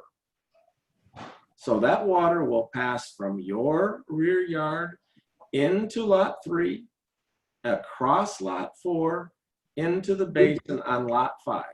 The water from lot 19 will pass from lot 19 into lot 4, north on lot 4, into the catch basin between lot 4 and 5. So you're confusing existing with proposed. Okay, if We're I- not if I- intending on leaving the ground the way it is. We're intending on shaping the ground to allow that water to flow. And if I try a layman's coach's interpretation, Rudy, I think you've got currently a bowl in your backyard that's collecting. No, what I have behind me in the development lot is a hole, okay? My lot is higher than the the lot, I think you're showing lot 3 there. Okay, my yard is still higher, but when that lot is raised up, it's going to flood into my yard. That's my point. Oh my God. And I think And what they're I'm- saying is that is it lot 4 and 5 are going to be successively lower. Okay. And Lot 3 also. I guess we'll see. I Lot guess- 3 also is intended to be lower. So you're saying that lot 3 is going to be lower than the northwest corner of lot 18 existing lot 18. Yes. Okay. Okay. Great. All right. Great. And I've got one thing to say, if I may, if I can, as long as I've got the floor. The town ordinance of 600 feet on a road without an access. Okay. How did Twin Creek get built? You got Twin Creek, it's just got Poplar Lane that services 2 subdivisions. I mean, how did that? I We wasn't have here when Twin Creek was built, neither was Tom. And the ordinance was last updated before the one we just did in 1985. So if Twin Creek was built before 1985, it might be that that was built before the standards were established. Okay, well, there's actually 3 little subdivisions on White Oak, on the south end of White Oak there, that have only 1 access egress. But I was going to recommend or suggest or throw it out, I can almost understand why you need a access 2 ways. Connect it to White Oak, expand our retention pond, you know, where the road would have been. Give us a little bit more relief for a retention pond. Consider that. Make the retention pond larger. Forget about the street there between White Oak and Castle. You can, if you have to connect Castle to something, connect it to White Oak, but give us a bigger retention pond to give us a little relief, so when we have storms like we had night before last, you know, we don't have flooding. And that flooding is my biggest thing. And I'm not against the project. I hope no one misunderstands me. God bless them. I hope you know, they're all beautiful homes and everything's great. I just don't want my property to flood because of it. Understood. I appreciate your time. Thank you. This is Thank you. Chuck Gardner. Just to address a little bit of the Twin Creek situation. I know when Somerset subdivision was developed after Twin Creek, there was one entrance going in onto White Oak Avenue, and there was a second entrance that was made to the north of Somerset. So that gives additional egress off of Twin Creek. I forgot what road that is. If it's so while there is one exit entrance and exit in, there is a side road that shoots into Somerset that was there for safety. That was put in there when Somerset development was constructed back in the late 80s, early 90s.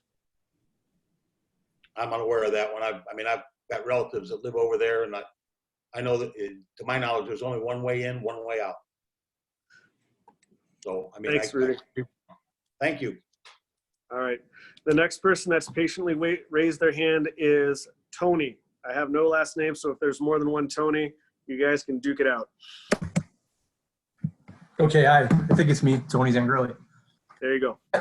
No, I just want to thank everybody for joining, especially Don Taranga. That was a great explanation, especially around the catch basins around water. You know, I do agree with Rudy. I think the town needs to do, you know, make sure that whatever is said here and done and documented, that it actually is applied, because that there isn't a lot of room for water runoff on either side of Fairway on Oakwood or White Oak. And that's from a resident for the last 7 or 8 years. So it's good to understand and listen to what Don said. I feel a lot better about it right now. But what I'd like to talk about is the cul-de-sac issue. You know, I don't understand. I get the safety standards and what was gone through it. I still don't, the logic around why it stops River Road to Northcott. I don't think that's been explained in detail to this point. We still haven't heard about the traffic impacts up Northcott or Oakwood. I understand the logic around why you'd want to have two-way access on Castle. But now what we're doing is we're directing more traffic down Oakwood. And there isn't a way for residents to go east and west rather than go north and south between Ridge Road and Northcott, which does pummel Northcott with a lot of families and children on it on a daily basis today, as people from Munster and Hammond are going back and forth commuting to work. So I haven't heard that been addressed at all. And I know we're running out of time, and I think there's going to be a vote next week on this. But due to that, I think there should be some more data and examples explored before there's a vote taken around what the traffic situation is going to look like. And then also explain to the residents why there's such it seems like an aversion to connecting River Road all the way through. And it sounds like from the town plan that I haven't, you know, I'm going to be honest, I haven't read, but it sounds like it's been around for 40 years. It's been part of the plan. And we're starting to hear a lot about this town plan, but it only gets applied in certain circumstances. So I kind of want to understand that more as well, what the town plan is actually around River Road in relation to this specific project. So there's a few things to unpack there, Tony, and I'm gonna try to answer those questions as I understood them. And if I get it wrong, feel free to correct me.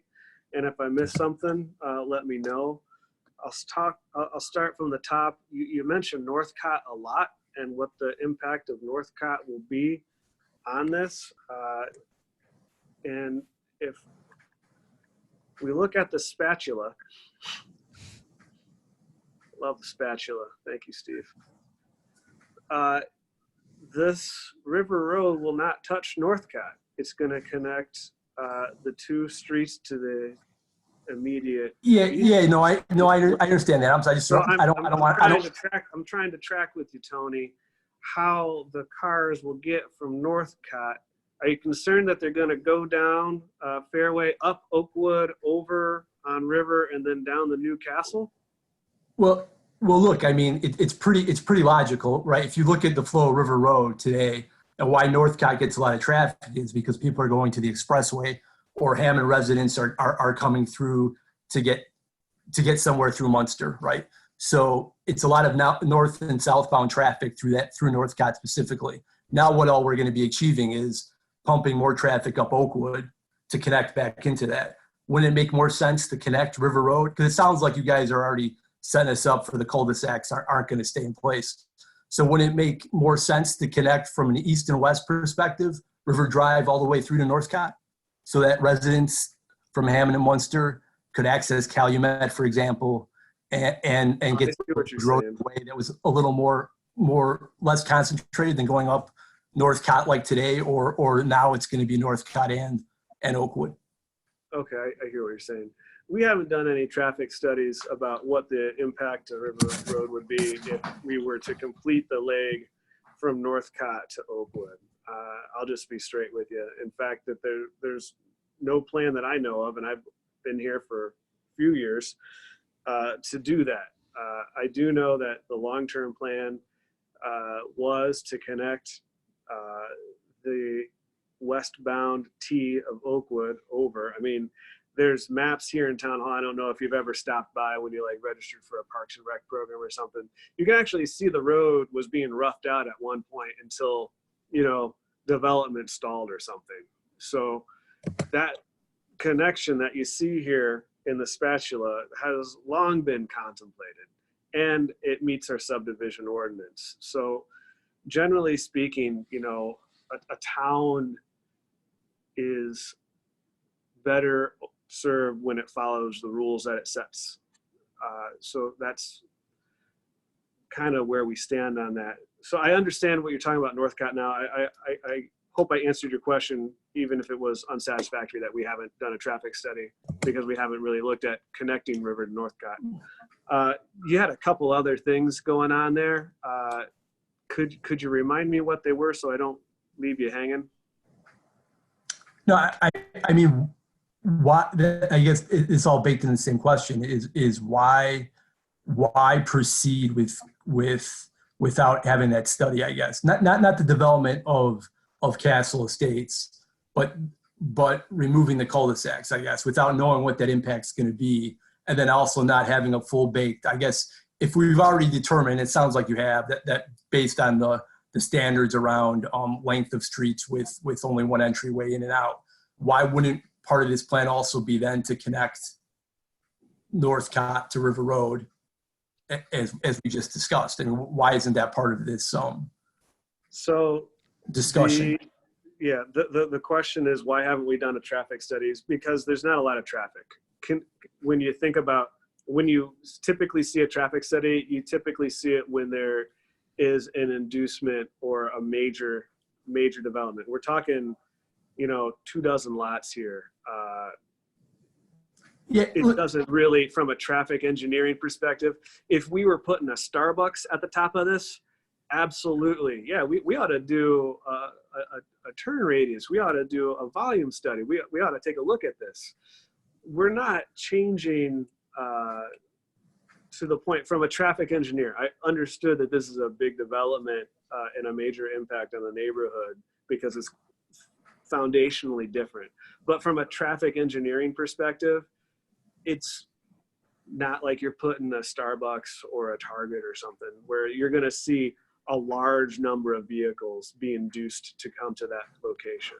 Dustin, may I make I understand. I'm not comparing it to a major commercial destination, but it's probably more important than that, to be honest with you, because it's a pretty significant residential area with a lot of young children that live in the neighborhood. And I think you're probably underestimating how much traffic, because I drive it every day to go to the city or to the train station, comes up and down Northcott. And you did have residents at the last meeting, Dustin, you weren't there, that live on Northcott. And I don't even live on Northcott, but I see what happens during rush hours of commuting.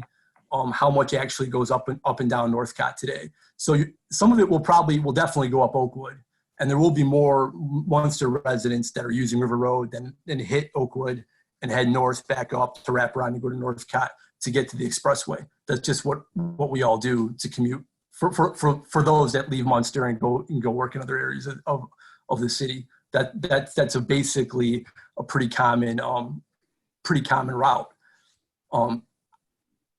It seems like, look, just from what we're saying, and I still don't understand the logic around how we're picking and choosing what standards and safety standards to provide to apply to this situation versus what's happened in some of the other subdivisions in South Munster around the cul-de-sacs. And I don't think we've spent enough time looking at it and understanding what's the optimal route to handle it for the residents that live there currently, in the same effort and the same investment that you put into other commercial areas, like what's been discussed around Calumet with Mr. Leeser's development around studies around that.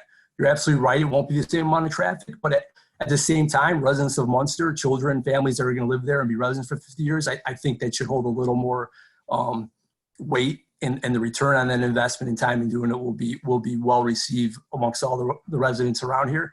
Plus, it is a safety issue when you have lots of children and more younger families moving to that area over the years, that you're going to have basically, I don't know what that is, 100 feet, 200 feet of road that's been planned for, it sounds like 30 years, that isn't being, for some reason that's unbeknownst to us, or won't be articulated, at least in this meeting, why it just doesn't get completed from Northcott to River Road. Tony, that's a good point. If I might just address his question and then let you add on, Councilman Tulowitzki. Yeah. You make a good point, and what I can do, Tony, is commit to take a look at the traffic counts. I can do a baseline engineering of what kind of traffic comes on Northcott and some projections on what that would look like. With the spatula, and B, if that the red X there, the red stripe on Councilman Tulowitzki's spatula is indeed constructed someday. I think that's a good point, and I'm happy. Perfect. Thank you. Just make sure you do it when the shelter-in-place orders are over, when we get back to work. Fair. Yes. Thank you. I'm sorry. Go ahead, Councilman. All that I wanted to say is just my own interpretation of looking at this. If there's two options, one which is just the spatula, the yellow line going to the west, and the other option is also the red line going over to Northcott, Tony, as you're suggesting. And I think about the impact on traffic at Oakwood. Because there's so much traffic going on Northcott, I think it makes a thoroughfare. You have a lot more traffic going along that River Road there. And it doesn't necessarily solve a problem of safety or really much access to the river to create that Northcott linkage. My sense is that it would be more detriment, drive more traffic up Oakwood if that were also completed. And by opening this up, we go from, what was it, a 1,300 foot dead end to creating a safer environment for all of you who live out there on Northcott with double access. That was just what I wanted to add. Okay, so the next person who has been patiently waiting is Ms. Schooler, Kathleen Schooler. If you would unmute yourself, you have the floor.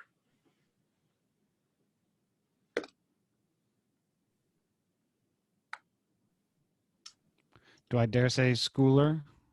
Schooler? I've unmuted you, Ms. Schooler. How about this? If you choose not to talk now, you can always raise your hand back up or email me at danderson@munster.org, danderson@munster.org, and I will make sure your question is answered. But in the interest of everyone's time, I'm going to lower your hand for you, and we're going to go to the next person. So, Lou, you're up. You're also unmuted. All right. Thank you, Dustin. I used to live in that area. I lived in that area for almost 14 years. I lived on Northcutt Avenue. I know the amount of traffic that heads down Northcutt Avenue, and I knew what I was getting into when I moved on to Northcutt Avenue. That connection for that subdivision deems necessary for the town's access there, safety, fire, everybody else. It's just a clean design. It was the way that subdivision was designed 30, 40 years ago. And the infiltration on traffic up and down Oakwood is not going to increase to anything is going to be noticeable. I think knowing that the schoolers would probably be the ones most affected on that corner, if anybody else. So I think it's a great subdivision. I think it's add a ton of value to that area. That area got hit hard in the flood, and a lot of people lost pretty much everything. Yeah. It's going to add some substantial tax base to the town. And it's going to bring some people to be able to enjoy that part of the river that's been cleaned up. So I think Dave and the engineers have done a great job. I think that'll remove a lot of that water that's been sitting on that property for years. It's engineered correctly. It looks really nice. And when it's all done, I think everybody's going to be happy. Oh, thanks, Lou. Really quick, I see that Ms. Schooler logged off and logged back on. I'm going to give you the chance to jump back in line if you'd like. Okay. Okay, there you are. All right. Yep. I don't know if I missed anything. I just wanted to say that there are stop signs at Northcutt and Fairway, and there's a four-way stop, a sign at White Oak and Fairway. So if you open up Oakwood and take away the dead end, you're going to have more people coming out there. Wouldn't it be more feasible to have that Fairway and White Oak, have Castle go west towards White Oak and just have it go around and not have the road extend to the east going into Oakwood? This way you wouldn't have so much traffic because you have a four-way stop sign at Northcutt, and then you have one at Fairway and White Oak. And those intersections are safer. You're going to have people flying down Oakwood, and the cross traffic going east and west on Fairway is going to cause more problems. Okay. Do you understand what I'm saying? I understand what you're saying. It sounded more like a statement and a suggestion rather than a question. So I just think the traffic flow at a four-way stop sign is going to be safer. So you have them at Northcutt, you have them at White Oak. So take it off of Oakwood and go east or west towards White Oak, and Castle can loop around. And you'd come out on a four-way stop sign. I hear you. I just think it would be safer because there's always kids on the corner of Oakwood riding bikes and coming across, and the traffic going on Fairway, they're not going to stop on Oakwood. They're going to keep going, and then you're going to have extended traffic coming out there. So that's just my opinion because I live on the street and I see the kids on the corners and I know what goes on. I appreciate that. Thank you. Thank you. Mike Machino, how you doing? You are still, there you go. I'm How well, you doing, Dustin. Thanks for asking. How are you? I'm outstanding. My one word feeling is urgent. Well, I just want to start by saying Tom's recap of the summary of concerns was impeccable. And I like the Team Munster, by the way. I have a call to action, some feedback, and a question. My call to action is what I'm holding. This piece of paper is a survey/petition. Many know that I am championing the keeping of the dead end of Oakwood as is. And a week ago, I authored this survey, and my daughter and I placed it on everybody's mailbox from on Oakwood up until Fairway. It happens to be 28 households, asking for responses by tomorrow end of day.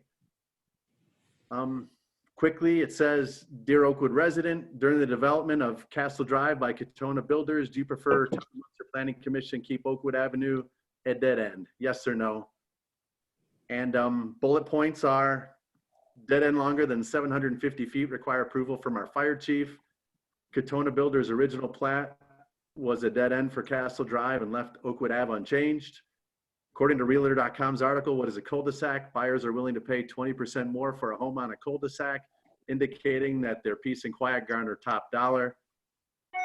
Another bullet, we greatly appreciate our Public Works Department for any inconvenience our dead end causes them. Last bullet, thank you to neighbors on adjacent and nearby streets for any increase in traffic flow they may experience.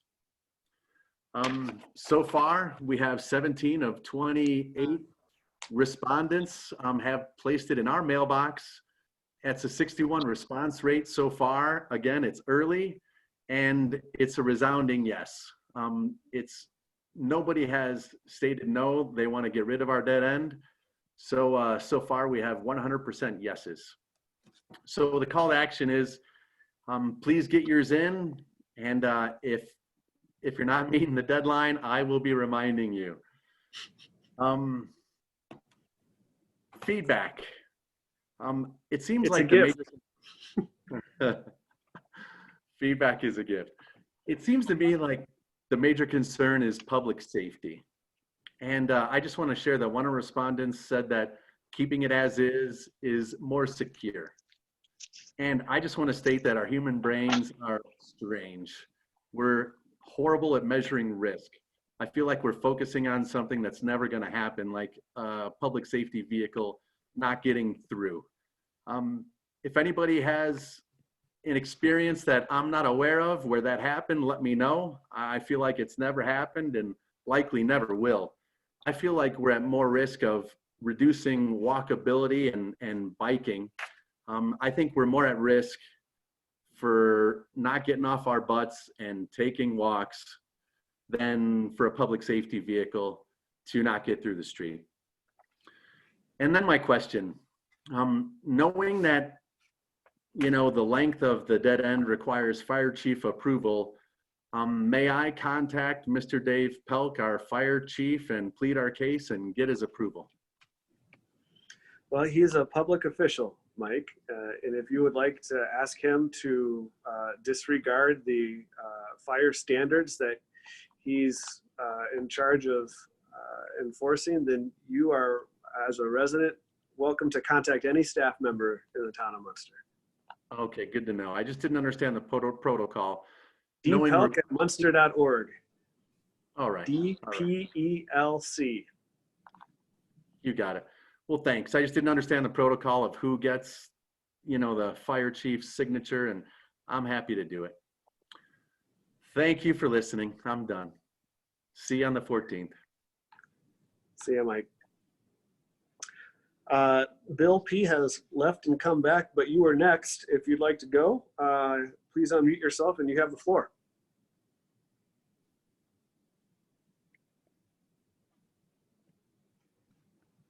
Thanks. Bill? Yes. Can you hear me? Perfect. Crystal clear. You're up. I've got a and I'm about a house away from the retention pond, and we survived the 2008 storm. And my question is, our pumping stations. We have one here in Munster and the one downstream in Hammond. What is the capability of handling a 100-year storm, or even a severe storm, if we have like 4 or 5 inches of rain, where that retention pond fills up pretty fast? And with all that water basin water that's coming downstream now from Castle on the south end, that's going to fill up pretty quick. And my concern is the pumping stations. And with the one in Munster, what is, if that goes out, what is our backup plan? So again, I'm not an engineer, but I'm going to attempt to answer the question the best I can. And I'll lean on Jill to supplement this answer where I invariably will leave something out.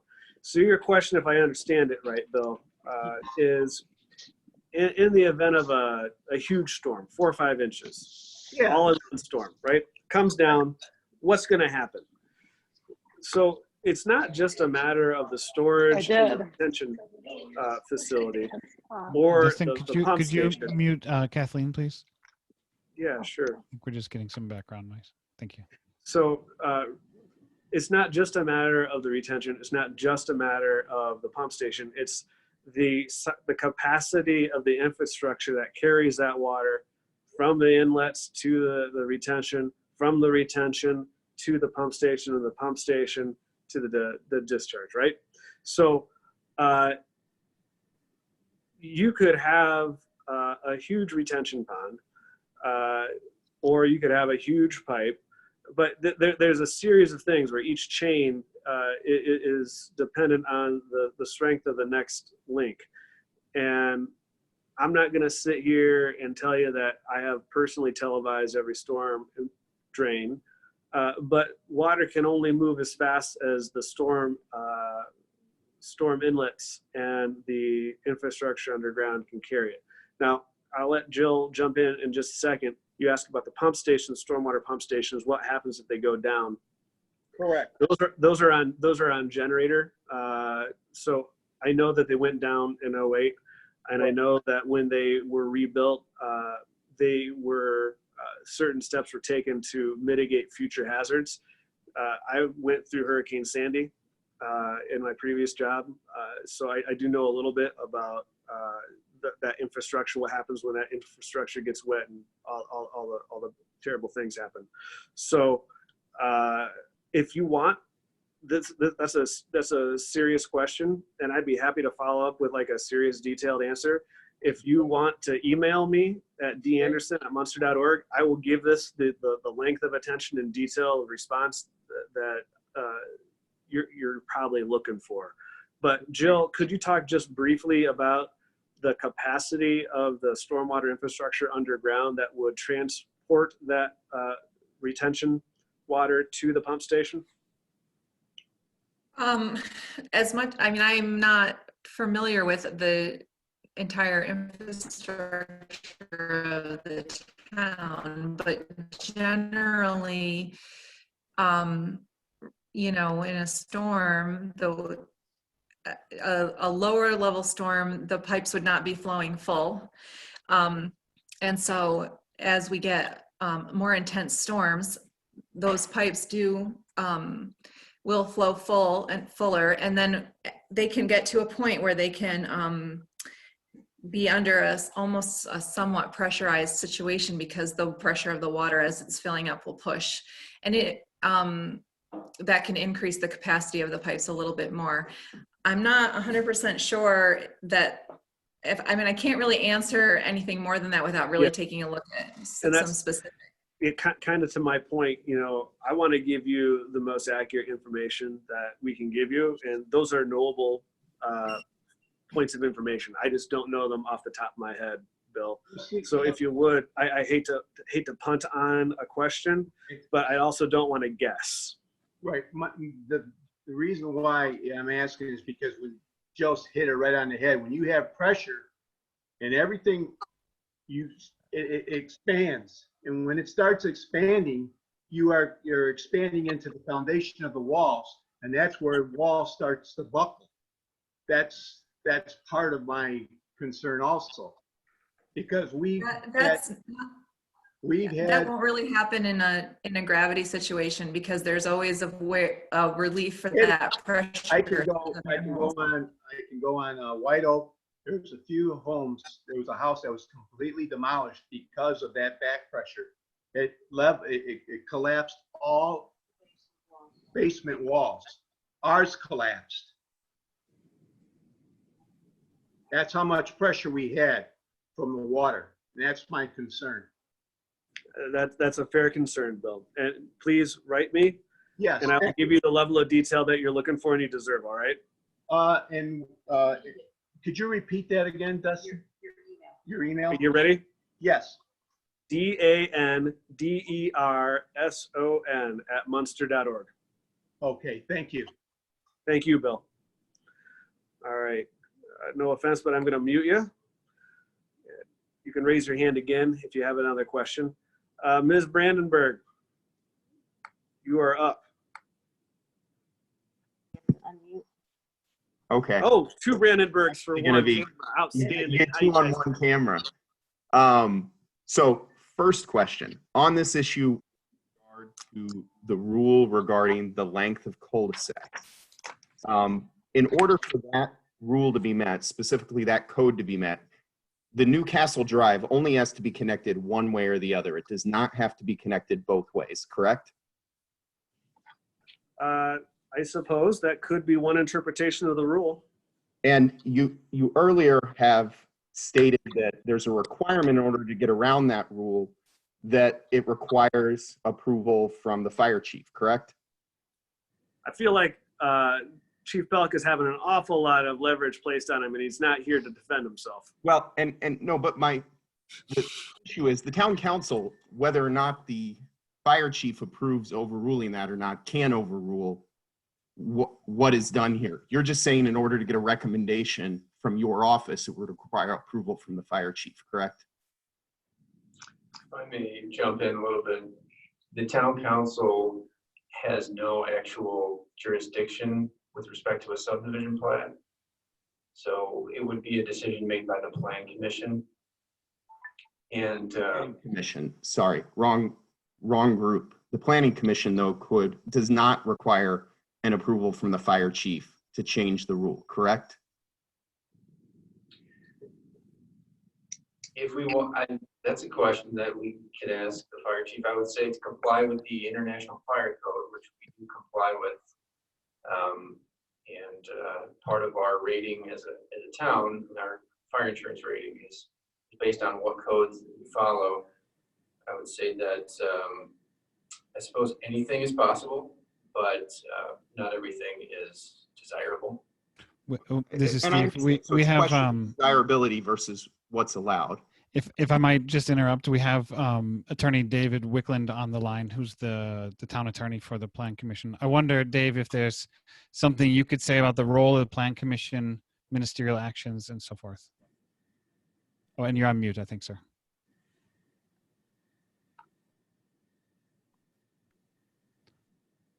Or Dustin, could you unmute him? I'm looking for him.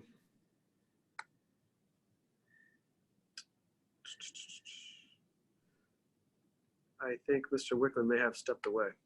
No, he's there. I can see. Okay. There he is. There you go.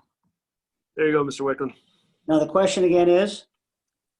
Can the planning commission override the recommendations of the town body as to following this ordinance as to the issue of the cul-de-sac length? Okay, I would have to do some research on that. That's not one that I can answer off the top of my head. However, I think what Steve was saying is the granting of subdivision plat approval is a ministerial act. And if in fact the developer meets all the requirements of the town code, then the Plan Commission has little to do but approve it. Does that help, Steve? It helps me, Steve. That's and a different issue. The other Steve. The issue is, could they approve a plan that doesn't meet the town code if they wanted to? And I think the answer to Mr. Yeah, go ahead, Mr. Wickland. I was going to say, as long as I've been here and lived here, I've never seen it. What about Westlakes? There's one entrance in and out of a neighborhood of hundreds of homes. How is that not a much bigger disaster potentially happening than leaving Oakwood as it's been for 70 years? Steve, that's a great question. I wasn't here when that happened. I don't think Attorney Wickland was the attorney for the Plan Commission when that happened. Tom Vanderwood wasn't here when that happened. Chuck Gardner was not on council when that happened. So it's an interesting hypothetical situation and a good thought exercise. But what we have before us is a subdivision plat that meets the ordinance before the Plan Commission. Right, but what we're looking at here is a question of, is it necessary to connect Oakwood to Castle? That's first not required under the ordinance because you can simply connect it the other way. So it's a question of cost-benefit analysis to the people on Oakwood of whether it's worth connecting it or not, because it's one, not required under the bureaucratic rules, because you only have to connect the Newcastle Drive one way, and Oakwood can remain as it is, grandfathered in currently. So in looking at it as to whether this is really necessary, we have to look at the cost benefit.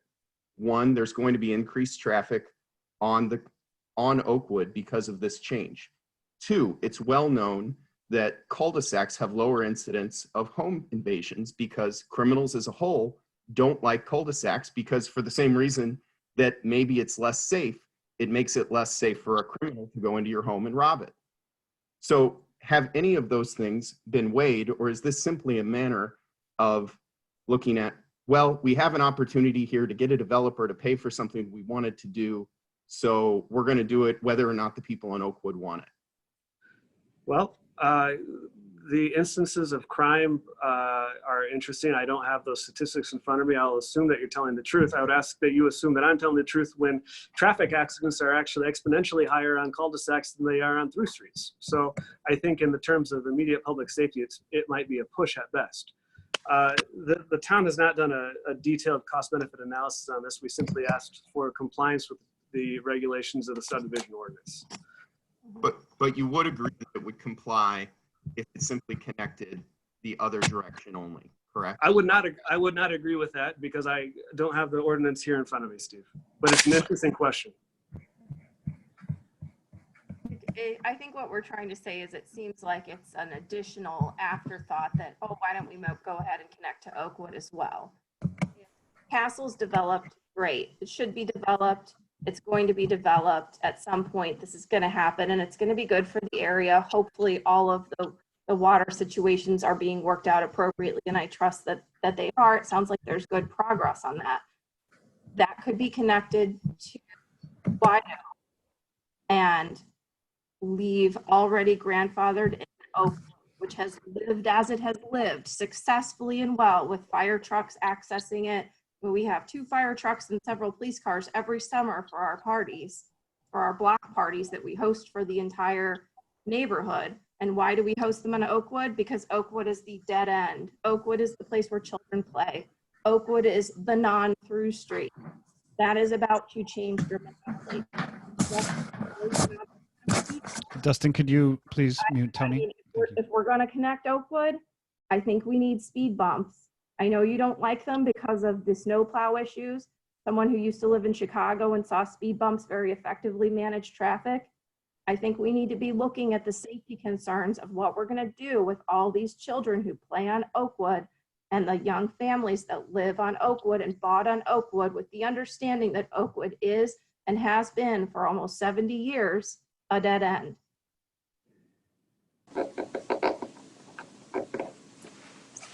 Thank you. Thanks. I'll mute. Thank you. There is one more question left, and that is from Mr. Nellens. Mr. Nellens.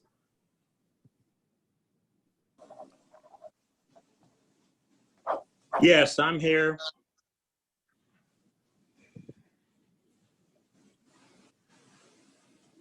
I appreciate everything that was said tonight and discussed.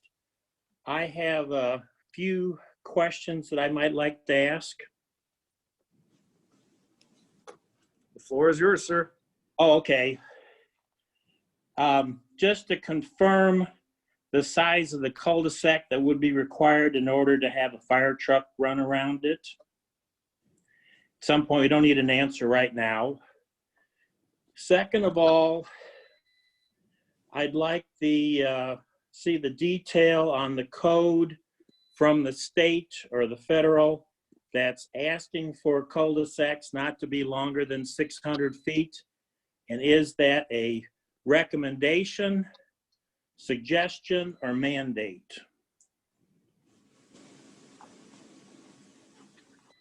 Okay. Can answer that now, or I can wait for your last question. No, the next one is, you know, there has been a push to close the Northcott Bridge. And that has been quiet for the last number of years, but there was substantial number of residents that wanted to see that bridge closed. And it was improved and maintained, but there's probably still that underlying sentiment.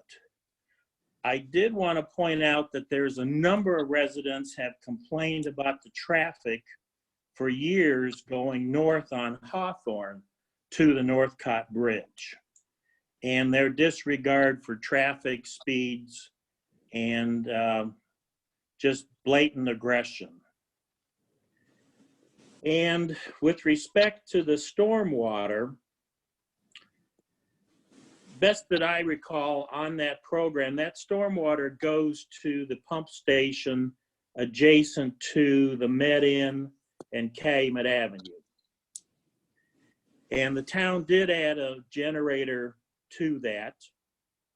And the Hammond Sanitary District did add a log wall to help reduce the amount of water that could get into there. That was the problem during the flood, is that station was not protected and was flooded out. But also keep in mind at that time that the levee was not as high as it is today, and the water was equal in the neighborhoods and the river. And that has since improved with the new levee that went through. And again, I'm just going to make a comment that I'm in favor of the project. I think it's a wonderful project. I'm not in favor of it tying into Oakwood or really White Oak. And I'd like to just see it as a cul-de-sac and as a quiet street to the benefit of the residents that are looking to be there, and also I think to the residents adjacent to it, not to add aggravation or injury to their property.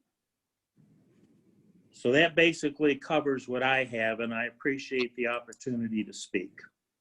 All right, so you had a question about the radius for the cul-de-sac for a fire truck. You had a Yes. code question, and then a few statements about the Northcott Bridge, the stormwater infrastructure, and your position on the project. Is that an accurate summary? Yes, that's an accurate summary. All right. Tom, you had a code site for Mr. Nellens there on the link? Yeah, so with respect to the question of a fire truck, there's two things that were brought up. One was the length, which I had previously said was 750 feet. And then there's a turnaround radius, which I think is what you were asking about. Yes. It's, I just actually happen to have the page here because it was given to me by our fire and code official. Standards are, at least per the International Fire Code, 96-foot diameter for a cul-de-sac, or a 120-foot hammerhead. And then there's a couple other options. With respect to the question of the town's standard for 600-foot length of cul-de-sac, that's a town standard. That's in our subdivision ordinance. So that's a locally adopted standard. Okay. I think, Tom, you mentioned there was an international fire code standard, which was 750 feet. Yes. So ours is a little more restrictive than the International Fire Code.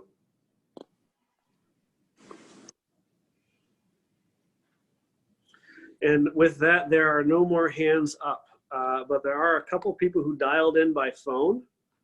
And I see a gentleman 455982 with his physical hand up as well.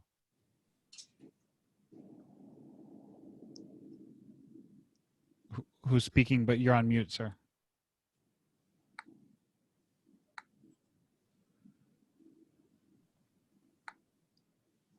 Do you see him, Dustin? Yes, I do. Here we go. There you go, sir. And okay. Okay, 8146 Beach Monster. Here for 32 years, first house built since 72 on that block of beach. What we noticed in our area This is even prior to Mariners Cove. Mariners Cove does not drain into the retention area. It drains down the street into the source on beach north of Fairway. The other problem is all of the street on beach. Excuse me, sir. That area. We're having trouble hearing you, sir. The parking lot north is a low point in and is lower than the park. Your main concern with building this area and the river had better be that the levee had better be able to withstand what we had in 08. And if it can't, then you can't put any houses there because you're eliminating ground area with the absorb water, no matter where you're going.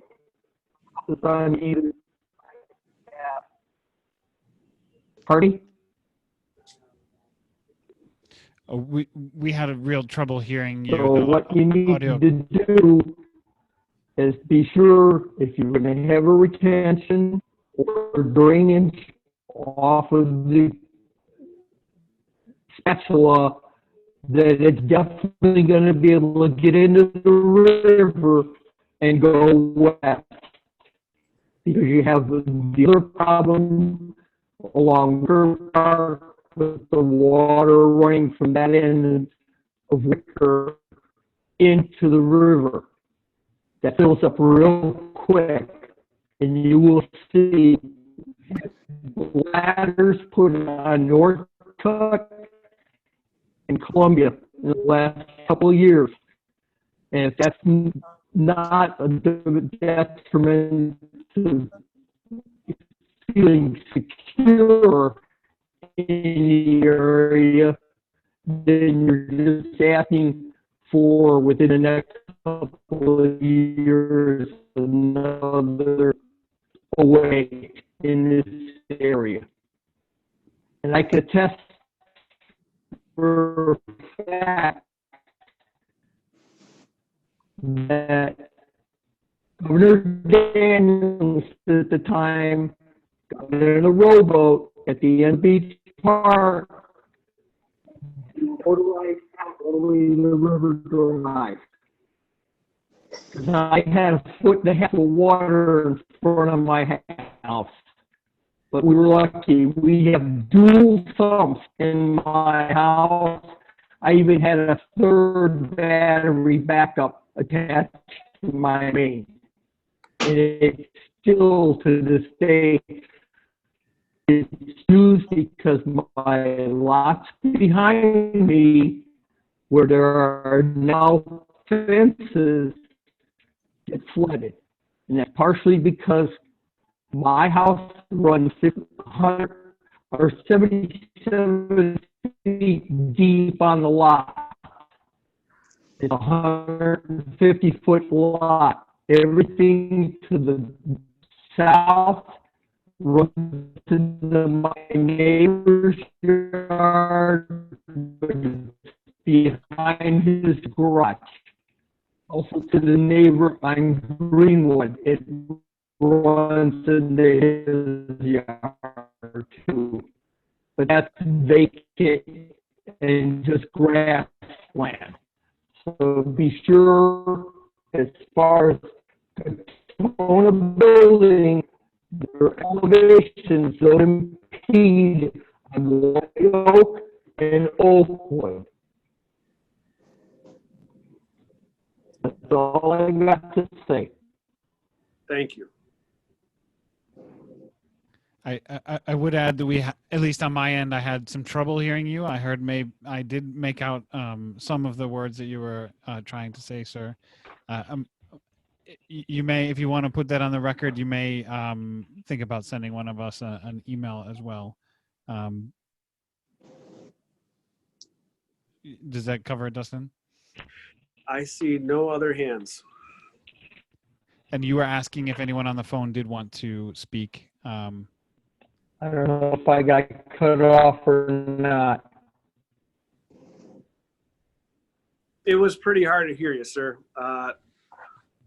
Just like I offered with Bill, if you want your comments Is going to be your main issue with that area. That's the only major thing that you will have. I agree with I'm having a heck of a time, and I know you're trying to. cul-de-sac, sure it is in 25 lots would be a better solution for that area. So maybe this is the one digital fail of the evening. Sorry, sir, we just can't make out what you're saying. We might ask you to submit your comment in writing to. And Dustin, would you like that? That would be great. Okay. Sorry for that difficulty. Okay. So. And if there is anyone else who's on the phone listening on mute and you would like to make a comment, please feel free to come off mute. We'll wait the magical 7 seconds to see if anyone takes us up on that.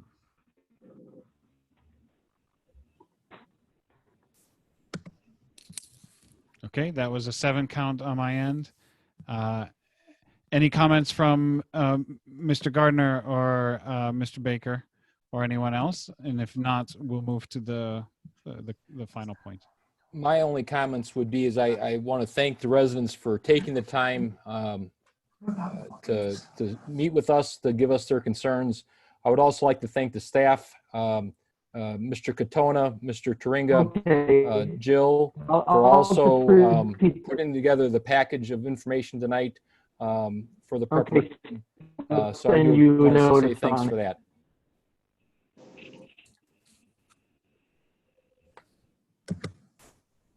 Thank you, Mr. Gardner. Mr. Baker, anyone else? No, I'm fine, Councilman. Thank you very much for everybody's time. I could repeat what I said. It's mainly got to do with flooding in that area. It's retention on in this code never filled up. I'm sorry, but I'm just afraid this is not this audio is not going to work, sir. Really quick, there's a Tony that raised their hand. No, I'm breaking up. I'm hearing you too. Yeah, thanks, Dustin. No, I was just, I think before we wrap up, I was just curious what the next steps exactly are around this whole process. I think that is great timing for a segue That's to the fine. last PowerPoint. Okay, thank you, sir. Yeah, so I also want to okay. thank you.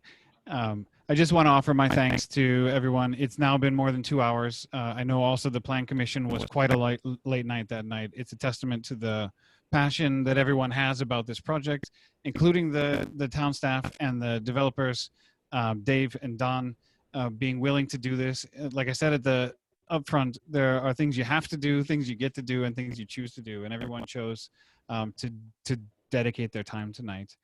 In terms of the next step, and Mr. Wicklund maybe help me out if I misspeak here, but let's see, of course we are in a stay-at-home order under executive order from the governor of Indiana. There are provisions to allow for essential business to carry forward.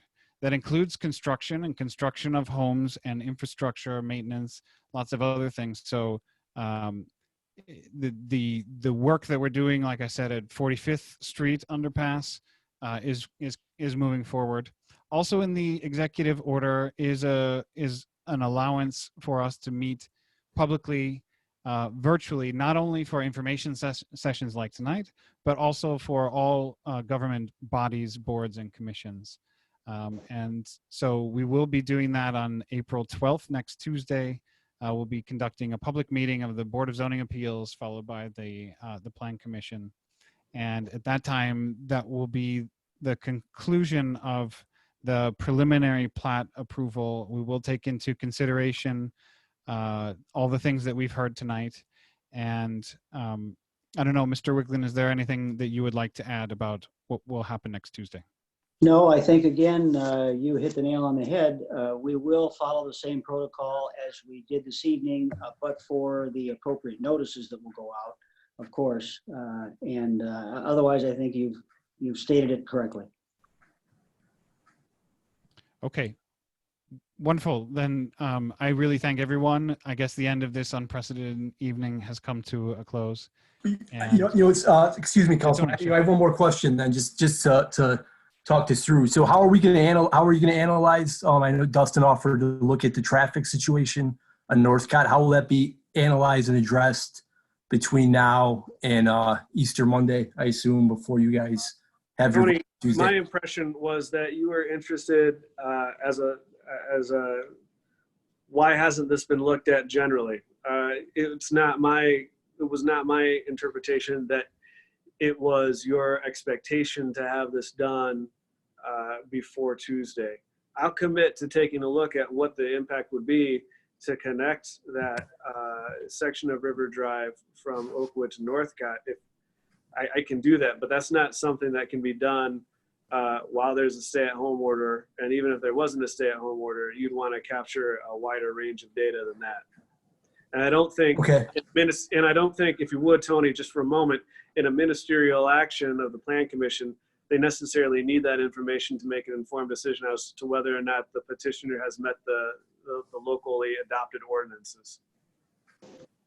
Fair enough. Yeah. But how does the cul-de-sacs then explain? Can you explain to all of us how then the cul-de-sac situation ties into the decision that will be made on Tuesday? I'm not an appointed or an elected official.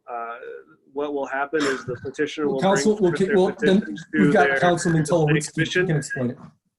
And I'm telling you how the process will work. I can't tell you how people are going to vote.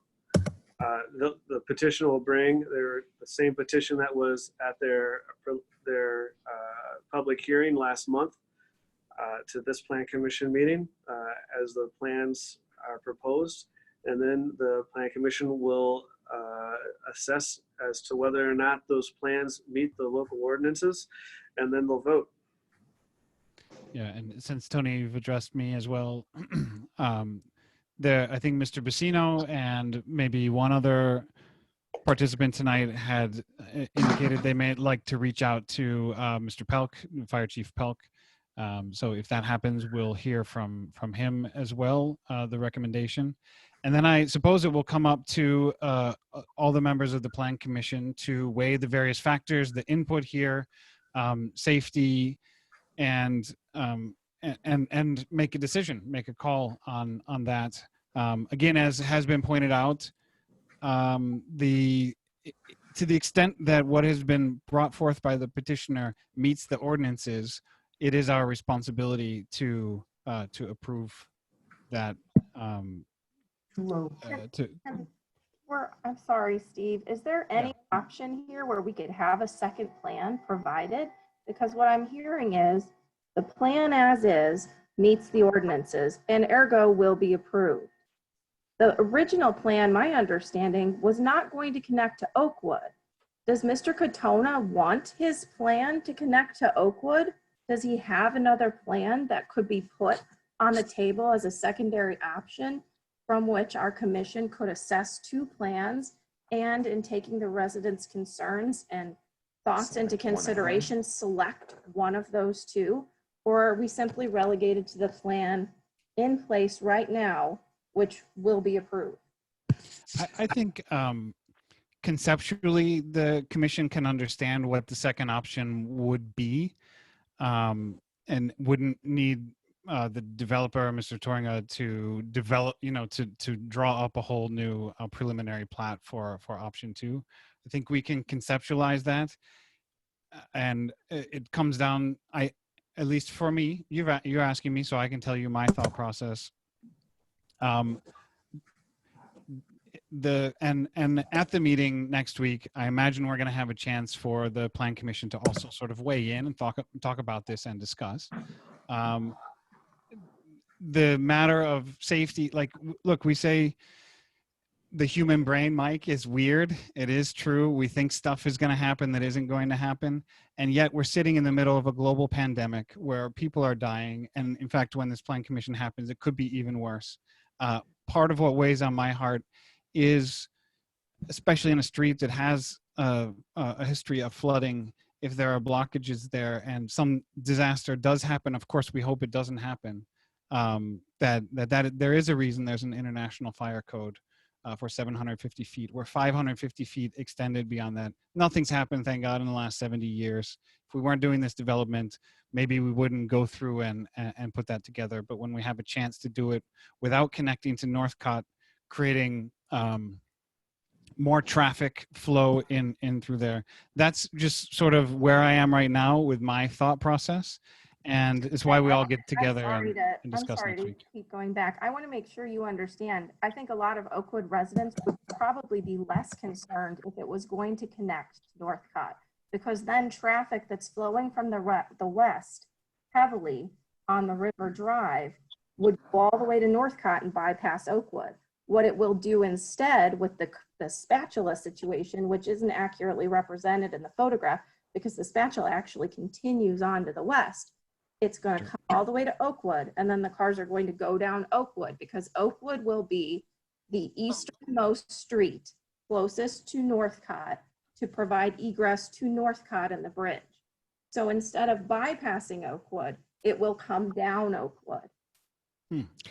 That is, again, something I didn't think of when I drew the spatula. So I'm grateful to hear that as well. In my mind, this project may possibly be done, and that would be another option to connect Northcott that I don't think would impact the rest. I don't imagine would impact the plat that has been brought before the Plan Commission right now. And so that's possibly something. And to Tony, to your point about a traffic study, what could happen over time, that's something, Dustin, I'm sort of thinking about you and Tom, that's something that could be considered separate if it's favorable to have River Drive go all the way through. So why not just, why can't we separate the cul-de-sac discussion from approving Mr. Katona's plan entirely, Mr. Turing? I don't think that doesn't seem to be an issue. But what seems rushed to me is this whole discussion around the cul-de-sac, pandemic or not, to be honest. I mean, we're having this discussion, the day before Good Friday, and you guys are taking a vote on Tuesday, and not a lot of these things have been really looked at or analyzed. And don't take this personally, but it's starting to sound like the last two meetings that it really wasn't discussed or talked about in the Planning Commission at any level. And I know as a resident, and I haven't been anywhere in a while, no one was really walking around asking any of us how we felt about it or looking at the property, other than Mr. Taranga, who I think has done a fabulous job describing the water mitigation that he's got planned out. But I think the traffic and the road situation hasn't been addressed at all. And we've talked around it a lot over the last 2 hours, which is fine. I get it. I think it's complicated, but I don't understand how a vote's going to be done on Tuesday with this plan constructed the way it is.